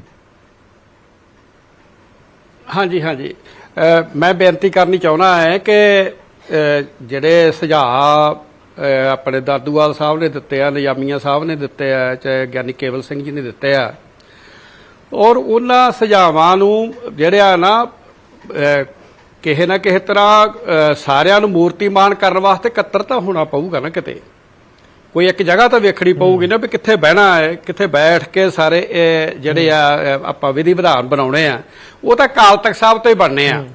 ਔਰ ਮੈਂ ਅੱਜ ਵੀ ਇਹ ਗੱਲ ਕਹਿਣੀ ਚਾਹੁੰਦਾ ਹੈ ਕਿ ਜੇ ਇਹੋ ਜਿਹੇ ਕੋਈ ਨਵਾਂ ਵਿਧੀ ਵਿਧਾਨ ਬਣਾਉਣਾ, ਕਿਸੇ ਕੋਲ ਚੰਗਾ ਖਰੜਾ ਹੈਗਾ ਹੈ, ਕੋਈ ਸਿਆਣੇ ਜਿਹੜੇ ਹੈਗੇ ਨੇ ਆਪਣੇ ਸਾਡੇ ਵੀਰ ਸੱਜਣ, ਕੁਝ ਵਿਦਵਾਨ ਨੇ, ਉਹ ਅੱਜ ਵੀ ਬਹਿ ਜਾਓ ਅਕਾਲ ਤਖਤ ਸਾਹਿਬ ਤੇ ਔਰ ਬਹਿ ਕੇ ਤੇ ਨਵਾਂ ਵਿਧੀ ਵਿਧਾਨ ਬਣਾ ਲਓ, ਔਰ ਉਸ ਤੋਂ ਬਾਅਦ ਫਿਰ ਚੋਣਾਂ ਆਈਆਂ ਨੇ ਉਹ ਚੋਣਾਂ ਤੋਂ ਬਾਅਦ ਫਿਰ ਉਹਨੂੰ ਲਾਗੂ ਕਰ ਲਿਆ ਜੀ। ਨਹੀਂ ਮਨਜੀਤ ਸਿੰਘ ਜੀ, ਪਹਿਲ ਕਿਸ ਨੂੰ ਕਰਨੀ ਪਏਗੀ?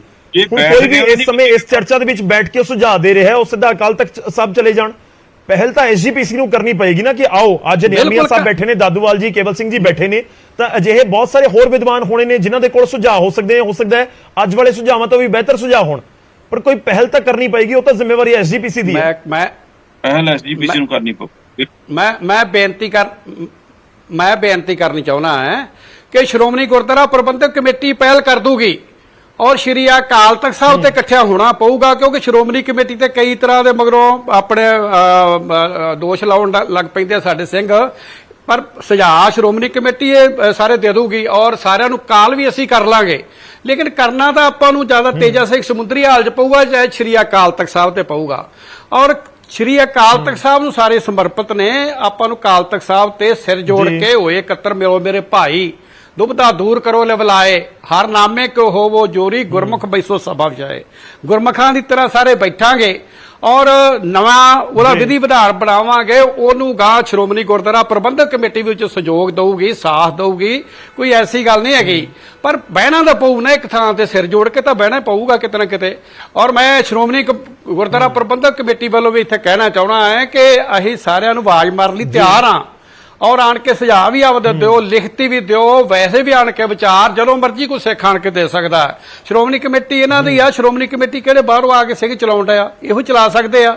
ਸੋ ਦੂਜੀ ਮੇਰੀ ਬੇਨਤੀ ਆ, ਜੇ ਨਹੀਂ ਤੁਹਾਡੀ ਆਵਾਜ਼ ਦਾ ਲੱਗਦਾ ਕਿ ਸਾਰੇ ਇੰਤਜ਼ਾਰ ਕਰ ਰਹੇ ਨੇ। ਦਾਦੂਵਾਲ ਜੀ ਬੈਠੇ ਨੇ, ਨਿਆਮੀਆਂ ਸਾਹਿਬ ਬੈਠੇ ਨੇ, ਕੇਵਲ ਸਿੰਘ ਜੀ ਬੈਠੇ ਨੇ, ਸਾਰੀ ਤੁਹਾਡੀ ਆਵਾਜ਼, ਤੁਸੀਂ ਜਿਹੜਾ ਕਹਿ ਰਹੇ ਹੋ ਕਿ ਐਸਜੀਪੀਸੀ ਆਵਾਜ਼ ਦੇ ਰਹੀ ਹੈ, ਸਾਰੇ ਆਵਾਜ਼ ਦੇ ਇੰਤਜ਼ਾਰ 'ਚ ਹੀ ਬੈਠੇ ਨੇ ਸਰ।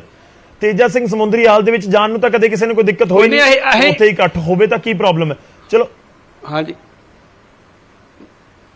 ਮੈਂ ਬੇਨਤੀ ਕਰਨੀ ਚਾਹੁੰਦਾ ਹਾਂ ਕਿ ਅਕਾਲ ਤਖਤ ਸਾਹਿਬ ਤੇ ਆ ਜਾਓ, ਜੇ ਸ਼੍ਰੋਮਣੀ ਕਮੇਟੀ 'ਚ ਕੋਈ ਦਿੱਕਤ ਹੈ। ਅਕਾਲ ਤਖਤ ਸਾਹਿਬ ਤੇ ਸਾਰੇ ਇਕੱਠੇ ਹੋ ਜਾਣ। ਅਕਾਲ ਤਖਤ ਸਾਹਿਬ ਆਏ ਨੂੰ ਕਹਿੰਦੇ ਰਘਬੀਰ ਸਿੰਘ ਨੇ। ਨਿਆਮੀਆਂ ਜੀ ਲਵਾਂਗਾ ਛੋਟਾ ਜਿਹਾ ਰਿਐਕਸ਼ਨ। ਦਾਦੂਵਾਲ ਸਾਹਿਬ ਕਹਿੰਦੇ ਰਘਬੀਰ ਬਹੁਤ ਮੈਨੂੰ ਲੱਗਦਾ ਕਿ ਫਰੂਟਫੁਲ ਚਰਚਾ ਹੋਈ ਹੈ, ਬਹੁਤ ਫਰੂਟਫੁਲ ਚਰਚਾ ਹੋਈ ਹੈ। ਨਿਆਮੀਆਂ ਸਾਹਿਬ ਲਵਾਂਗਾ ਰਿਐਕਸ਼ਨ 10 ਸੈਕਿੰਡ ਦਿਓ, ਇੱਕ ਵਾਰ ਦਾਦੂਵਾਲ ਜੀ ਨੂੰ ਕੰਪਲੀਟ ਕਰ ਲੈਣ ਦਿਓ। ਦਾਦੂਵਾਲ ਤੇਜਾ ਸਿੰਘ ਸਮੁੰਦਰੀ ਹਾਲ 'ਚ ਵੀ ਜਾਂਦੇ ਆ। ਸਾਨੂੰ ਦੁੱਖ ਤਾਂ ਇਸ ਗੱਲ ਦਾ, ਤਕਲੀਫ ਇਹ ਆ ਕਿ ਇੱਕ ਸਿਆਸੀ ਸਰਮਾਏਦਾਰ ਪਰਿਵਾਰ, ਬਾਦਲ ਪਰਿਵਾਰ ਦੇ ਪ੍ਰਬੰਧ ਹੇਠ ਜਦੋਂ ਦਾ ਨਿਜ਼ਾਮ ਆਇਆ, ਸਾਡੇ ਹਾਲਾਤ ਇਹ ਹੋ ਗਏ ਆ, ਜਥੇਦਾਰਾਂ ਦੀਆਂ ਨਿਯੁਕਤੀਆਂ ਵੀ ਮਜ਼ਾਕ ਬਣਾਤੀਆਂ। ਤੇ ਅੱਜ ਸਰਦਾਰ ਧਾਮੀ ਸਾਹਿਬ ਦਾ ਬਿਆਨ ਸੁਣਿਆ, ਜਿਹਨੂੰ ਸੁਣ ਕੇ ਬੜਾ ਦੁੱਖ ਹੋਇਆ। ਉਹਨਾਂ ਕਿਹਾ ਕਿ ਸਾਡੇ ਕੋਲ ਗ੍ਰੰਥੀ ਸਿੰਘਾਂ ਦੀ ਘਾਟ ਆ, ਜਿਸ ਕਰਕੇ ਜਥੇਦਾਰ ਰਘਬੀਰ ਸਿੰਘ ਨੂੰ ਵੀ ਗ੍ਰੰਥੀ ਦਾ ਚਾਰਜ ਨਾਲ, ਤੇ ਨਾਲ ਗਿਆਨੀ ਸੁਲਤਾਨ ਸਿੰਘ ਨੂੰ ਵੀ ਦਰਬਾਰ ਸਾਹਿਬ ਦੇ ਗ੍ਰੰਥੀ ਦਾ ਚਾਰਜ ਐਡੀਸ਼ਨਲ ਰੱਖਿਆ ਗਿਆ, ਕਿਉਂਕਿ ਸਾਡੇ ਕੋਲ ਗ੍ਰੰਥੀਆਂ ਦੀ ਕਮੀ ਆ। ਜੇ ਸ਼੍ਰੋਮਣੀ ਕਮੇਟੀ ਨੇ ਪਿੰਡਾਂ ਦੇ ਗੁਰਦੁਆਰਿਆਂ ਨੂੰ ਗ੍ਰੰਥੀ ਦੇਣੇ ਸੀ, ਉਹਨਾਂ ਕੋਲੇ ਤਾਂ ਦਰਬਾਰ ਸਾਹਿਬ 'ਚ ਗ੍ਰੰਥੀਆਂ ਦੀ ਕਮੀ ਆ ਗਈ, ਤੇ ਸਾਡਾ ਇਦੋਂ ਵੱਧ ਨਿਘਾਰ ਕੀ ਹੋ ਸਕਦਾ, ਤੁਸੀਂ ਦੱਸੋ। ਜੀ ਆਪਾਂ ਕਨਕਲੂਡ ਕਰ ਦਈਏ। ਨਿਆਮੀਆਂ ਸਾਹਿਬ ਵੀ ਕੁਝ ਕਹਿਣਾ ਚਾਹ ਰਹੇ ਨੇ। ਮੈਂ ਸਿਰਫ ਇੱਕੋ ਬੇਨਤੀ ਕਰਨੀ ਚਾਹੁੰਦਾ ਕਿ ਜੋ ਜਥੇਦਾਰ ਸਾਹਿਬ ਹੈ, ਬਹੁਤ ਸਤਿਕਾਰਤ ਹਸਤੀ ਹੁੰਦਾ, ਉਸਨੂੰ EMPLOYE ਨਾ ਬਣਾਇਆ ਜਾਵੇ। ਸ਼੍ਰੋਮਣੀ ਕਮੇਟੀ ਵਾਲਿਓ, EMPLOYE ਨਾ ਸਮਝੋ ਉਸਨੂੰ ਕਿ ਉਹ ਤੁਹਾਡਾ ਕਰਮਚਾਰੀ ਹੈ। ਉਹ ਇੱਕ ਬਹੁਤ ਸਤਿਕਾਰਤ ਹਸਤੀ ਹੈ, ਉਹਦਾ ਸਤਿਕਾਰ ਕਾਇਮ ਰਹਿਣ ਦਿਓ। ਸਾਡੇ ਆਉਣ ਵਾਲੀਆਂ ਪੀੜ੍ਹੀਆਂ ਦੇ ਵਿੱਚ ਸਾਹਿਬ ਐਕਟ ਦੇ ਵਿੱਚ ਹੈ ਹੀ ਸਿਰਫ ਮੁਲਾਜ਼ਮ ਆ। ਨਿਆਮੀਆਂ ਸਾਹਿਬ, ਗੁਰਦੁਆਰਾ ਐਕਟ 1925 'ਚ ਸਿਰਫ ਉਹ ਮੁਲਾਜ਼ਮ ਆ। ਜਿੰਨਾ ਚਿਰ ਉਹਨੂੰ ਆਜ਼ਾਦ ਨਹੀਂ ਕਰਦੇ ਵਿਧੀ ਵਿਧਾਨ ਬਣਾ ਕੇ, ਉਹਨਾਂ ਚਿਰ ਉਹ ਮੁਲਾਜ਼ਮ ਆ, ਤਨਖਾਹਦਾਰ ਆ, ਤਨਖਾਹਦਾਰ ਹੀ ਸਮਝਣਗੇ। ਆਪਾਂ ਰਲ ਮਿਲ ਕੇ ਕੋਈ ਇਸ ਤਰ੍ਹਾਂ ਹੱਲ ਕੱਢੀਏ ਕਿ ਜਥੇਦਾਰ ਸਾਹਿਬ ਦੀ ਸਤਿਕਾਰਤ ਹਸਤੀ ਕਾਇਮ ਰਹੇ, ਜਿਵੇਂ ਪੁਰਾਣੇ ਸਮੇਂ 'ਚ ਹੁੰਦੀ ਸੀ। ਦੇਖੋ ਨਿਆਮੀਆਂ ਜੀ, ਆ ਵਿਧੀ ਵਿਧਾਨ ਸਾਡੇ ਕੋਲ ਆ, ਵਿਧੀ ਵਿਧਾਨ ਹੈਗਾ। ਜੇ ਕੋਈ ਇਹਦੇ 'ਚ ਕਮੀ ਪੇਸ਼ੀ ਹੈ, ਕੱਢ ਲਈ ਜਾਵੇ। ਵੀ ਪੰਥ ਦੇ ਵਿਦਵਾਨਾਂ ਨੇ ਬਣਾਇਆ, ਬਾਕੀ ਵਿਦਵਾਨ ਵੀ ਬਿਠਾ ਲਓ, ਤੇ ਇੱਕ ਹਫ਼ਤੇ ਦੇ ਵਿੱਚ ਸਾਰਾ ਵਿਧੀ ਵਿਧਾਨ ਤਿਆਰ ਹੋ ਜਾਂਦਾ। ਪਰ ਜੇ ਕਰਨਾ ਹੋਵੇ ਤਾਂ ਠੀਕ ਹੈ, ਚਲੋ ਆਪਾਂ ਕਨਕਲੂਡ ਕਰਨਾ ਸਰ, ਮੇਰੇ ਕੋਲ ਸਮਾਂ ਖਤਮ ਹੋ ਚੱਲਿਆ। ਉਮੀਦ ਕਰਦੇ ਹਾਂ ਕਿ ਜਿਹੜੇ ਤੁਹਾਡੇ ਪੁਆਇੰਟਸ ਨੇ ਭਾਈ ਮਨਜੀਤ ਸਿੰਘ ਜੀ ਦੇ ਕੋਲ ਵੀ ਪਹੁੰਚੇ ਹੋਣਗੇ, ਔਰ ਐਸਜੀਪੀਸੀ ਦੇ ਪ੍ਰਧਾਨ ਤੱਕ ਵੀ ਪਹੁੰਚਣਗੇ। ਧਾਮੀ ਸਾਹਿਬ ਵੀ ਸ਼ਾਇਦ ਸੁਣ ਰਹੇ ਹੋਣ ਇਸ ਪੂਰੀ ਚਰਚਾ ਨੂੰ। ਬਹੁਤ ਮੈਨੂੰ ਲੱਗਦਾ ਕਿ ਫਰੂਟਫੁਲ ਚਰਚਾ ਹੋਈ। ਆਮ ਤੌਰ ਤੇ ਕਈ ਵਾਰ ਡਿਬੇਟ ਆਪਾਂ ਕਰਦੇ ਹਾਂ ਤਾਂ ਫਿਰ ਰੌਲੇ 'ਚ ਕਾਫੀ ਟਾਈਮ ਨਿਕਲ ਜਾਂਦਾ ਹੈ, ਪਰ ਅੱਜ ਬਹੁਤ ਤਫਸੀਲ ਦੇ ਨਾਲ ਕੁਝ ਪੁਆਇੰਟਸ ਦੇ ਉੱਤੇ ਗੱਲਬਾਤ ਹੋਈ ਹੈ, ਕਿਉਂਕਿ ਬਹੁਤ ਵੱਡਾ ਵਿਸ਼ਾ ਹੈ। ਇਸ ਕਰਕੇ ਸ਼ਾਇਦ 1 ਘੰਟਾ 2 ਘੰਟੇ ਵੀ ਘੱਟ ਨੇ। ਬਹੁਤ ਲੰਬੀਆਂ ਚੌੜੀਆਂ ਚਰਚਾਵਾਂ ਇਸ ਦੇ ਉੱਪਰ ਜਿਹੜੀਆਂ ਗੱਲਾਂ ਬਾਤਾਂ ਹੋਣੀਆਂ ਬਹੁਤ ਜ਼ਰੂਰੀ ਨੇ, ਔਰ ਉਮੀਦ ਕਰਦੇ ਹਾਂ ਕਿ ਭਵਿੱਖ ਦੇ ਵਿੱਚ ਵੀ ਹੁੰਦਾ ਰਹੇਗਾ। ਬਹੁਤ ਬਹੁਤ ਧੰਨਵਾਦ ਸਾਰੇ ਮਹਿਮਾਨਾਂ ਦਾ ਸਾਡੇ ਨਾਲ ਜੁੜਨ ਦੇ ਲਈ, ਇਸ ਪੂਰੀ ਗੱਲਬਾਤ ਦੇ ਵਿੱਚ ਸ਼ਾਮਲ ਹੋਣ ਦੇ ਲਈ। ਤਾਂ ਮੁੱਦਾ ਧਰਮ ਦੇ ਨਾਲ, ਜਿਵੇਂ ਮੈਂ ਸ਼ੁਰੂਆਤ ਦੇ ਵਿੱਚ ਕਿਹਾ ਸੀ ਕਿ ਬਹੁਤ ਸੰਵੇਦਨਸ਼ੀਲ ਹੁੰਦੇ ਨੇ ਮੁੱਦੇ, ਪਰ ਇਸ ਪੂਰੀ ਚਰਚਾ ਦੇ ਵਿੱਚ 2-3 ਪੁਆਇੰਟਸ ਨੇ ਜਿਹੜੇ ਨਿਕਲ ਕੇ ਆਏ। ਪੁਆਇੰਟ ਨੰਬਰ 1 ਕਿ ਕਿਸੇ ਨੂੰ ਵੀ ਰਘਬੀਰ ਸਿੰਘ ਜੀ ਦੀ ਨਿਯੁਕਤੀ ਦੇ ਉੱਤੇ ਕੋਈ ਕਿੰਤੂ ਪਰੰਤੂ ਨਹੀਂ ਕਿ ਉਹਨਾਂ ਨੂੰ ਕਿਉਂ ਲਗਾ ਦਿੱਤਾ ਗਿਆ। ਸਵਾਲ ਕਿੱਥੇ ਹੈ ਕਿ ਇੱਕ ਤਾਂ ਗਿਆਨੀ ਹਰਪ੍ਰੀਤ ਸਿੰਘ ਜੀ ਨੂੰ ਕਾਰਜਕਾਰੀ ਤੋਂ ਸਥਾਈ ਕਿਉਂ ਨਹੀਂ ਕਰ ਦਿੱਤਾ ਗਿਆ? ਜਦੋਂ ਕਰਨਾ ਹੀ ਸੀ ਤਾਂ ਉਹਨਾਂ ਤੋਂ ਜਿਹੜੀਆਂ ਸੇਵਾਵਾਂ ਉਹਨਾਂ ਤੋਂ ਫਰਕ ਕੀਤਾ ਜਾ ਸਕਦਾ ਸੀ ਤਖਤ ਸ੍ਰੀ ਦਮਦਮਾ ਸਾਹਿਬ ਤੋਂ, ਤਾਂ ਉਹਨਾਂ ਨੂੰ ਕਿਉਂ ਉੱਥੋਂ ਕਾਰਜਕਾਰੀ ਤੋਂ ਬਾਅਦ ਹਟਾ ਦਿੱਤਾ ਗਿਆ 4.5 ਸਾਲ ਬਾਅਦ? ਸਵੈ ਇੱਛਾ ਬੇਸ਼ੱਕ ਕਿਹਾ ਜਾ ਰਿਹਾ ਹੈ। ਦੂਜਾ ਪੁਆਇੰਟ ਹੈ ਵਿਧੀ ਵਿਧਾਨ ਦਾ, ਕਿ ਜੇਕਰ ਐਸਜੀਪੀਸੀ ਪੰਜਾਬ ਦੀ ਗੱਲ ਕਰ ਰਹੀ ਹੈ, ਪੰਜਾਬ ਤੱਕ ਸੀਮਿਤ ਹੈ ਜੋ ਸਾਰੇ ਪੈਨਲਿਸਟ ਕਹਿ ਰਹੇ ਨੇ, ਤਾਂ ਫਿਰ ਇਸ ਦੇ ਲਈ ਕੋਈ ਨਾ ਕੋਈ ਵਿਧੀ ਵਿਧਾਨ ਹੋਵੇ ਕਿ ਜਿਹੜੇ ਹਰਿਆਣਾ 'ਚ ਬੈਠੇ ਨੇ, ਰਾਜਸਥਾਨ 'ਚ ਬੈਠੇ ਨੇ ਸਿੱਖ ਭਾਈਚਾਰੇ ਦੇ ਲੋਕ, ਉਹ ਚਾਹੇ ਮਹਾਰਾਸ਼ਟਰ ਦੇ ਵਿੱਚ ਹੋਣ, ਪਟਨਾ ਦੇ ਵਿੱਚ ਹੋਣ, ਵਿਦੇਸ਼ਾਂ 'ਚ, ਕੈਨੇਡਾ 'ਚ ਹੋਣ, ਕਿਤੇ ਵੀ ਹੋਣ, ਉਹਨਾਂ ਦੀ ਵੀ ਤਾਂ ਰਾਏ ਬਣਦੀ ਹੈ ਨਾ। ਕਿਉਂਕਿ ਜਦੋਂ ਅਕਾਲ ਤਖਤ ਸਾਹਿਬ ਦੇ ਵੱਲੋਂ ਕੋਈ ਆਦੇਸ਼ ਦਿੱਤਾ ਜਾਂਦਾ ਹੈ ਤਾਂ ਸਿਰਫ ਪੰਜਾਬ ਤੱਕ ਸੀਮਿਤ ਨਹੀਂ ਹੈ, ਉਹ ਹਰ ਜਗ੍ਹਾ ਤੇ ਜਾ ਰਿਹਾ ਹੈ। ਉਹ ਚਾਹੇ ਕੋਈ ਵਿਦੇਸ਼ 'ਚ ਬੈਠਾ ਹੈ, ਚਾਹੇ ਕੋਈ ਦੇਸ਼ ਦੇ ਕਿਸੇ ਕੋਨੇ ਦੇ ਵਿੱਚ ਬੈਠਾ ਹੈ, ਹਰ ਕਿਸੇ ਦੇ ਲਈ ਹੋਏਗਾ। ਤਾਂ ਇਸ ਨੂੰ ਲੈ ਕੇ ਹੀ ਜ਼ਰੂਰ ਸਵਾਲ ਹੈ, ਪਰ ਦੇਖਣਾ ਹੋਵੇਗਾ ਕਿ ਐਸਜੀਪੀਸੀ ਇਸ ਪੂਰੇ ਮਸਲੇ ਦੇ ਉੱਤੇ ਪਹਿਲ ਕੀ ਕਰਦੀ ਹੈ।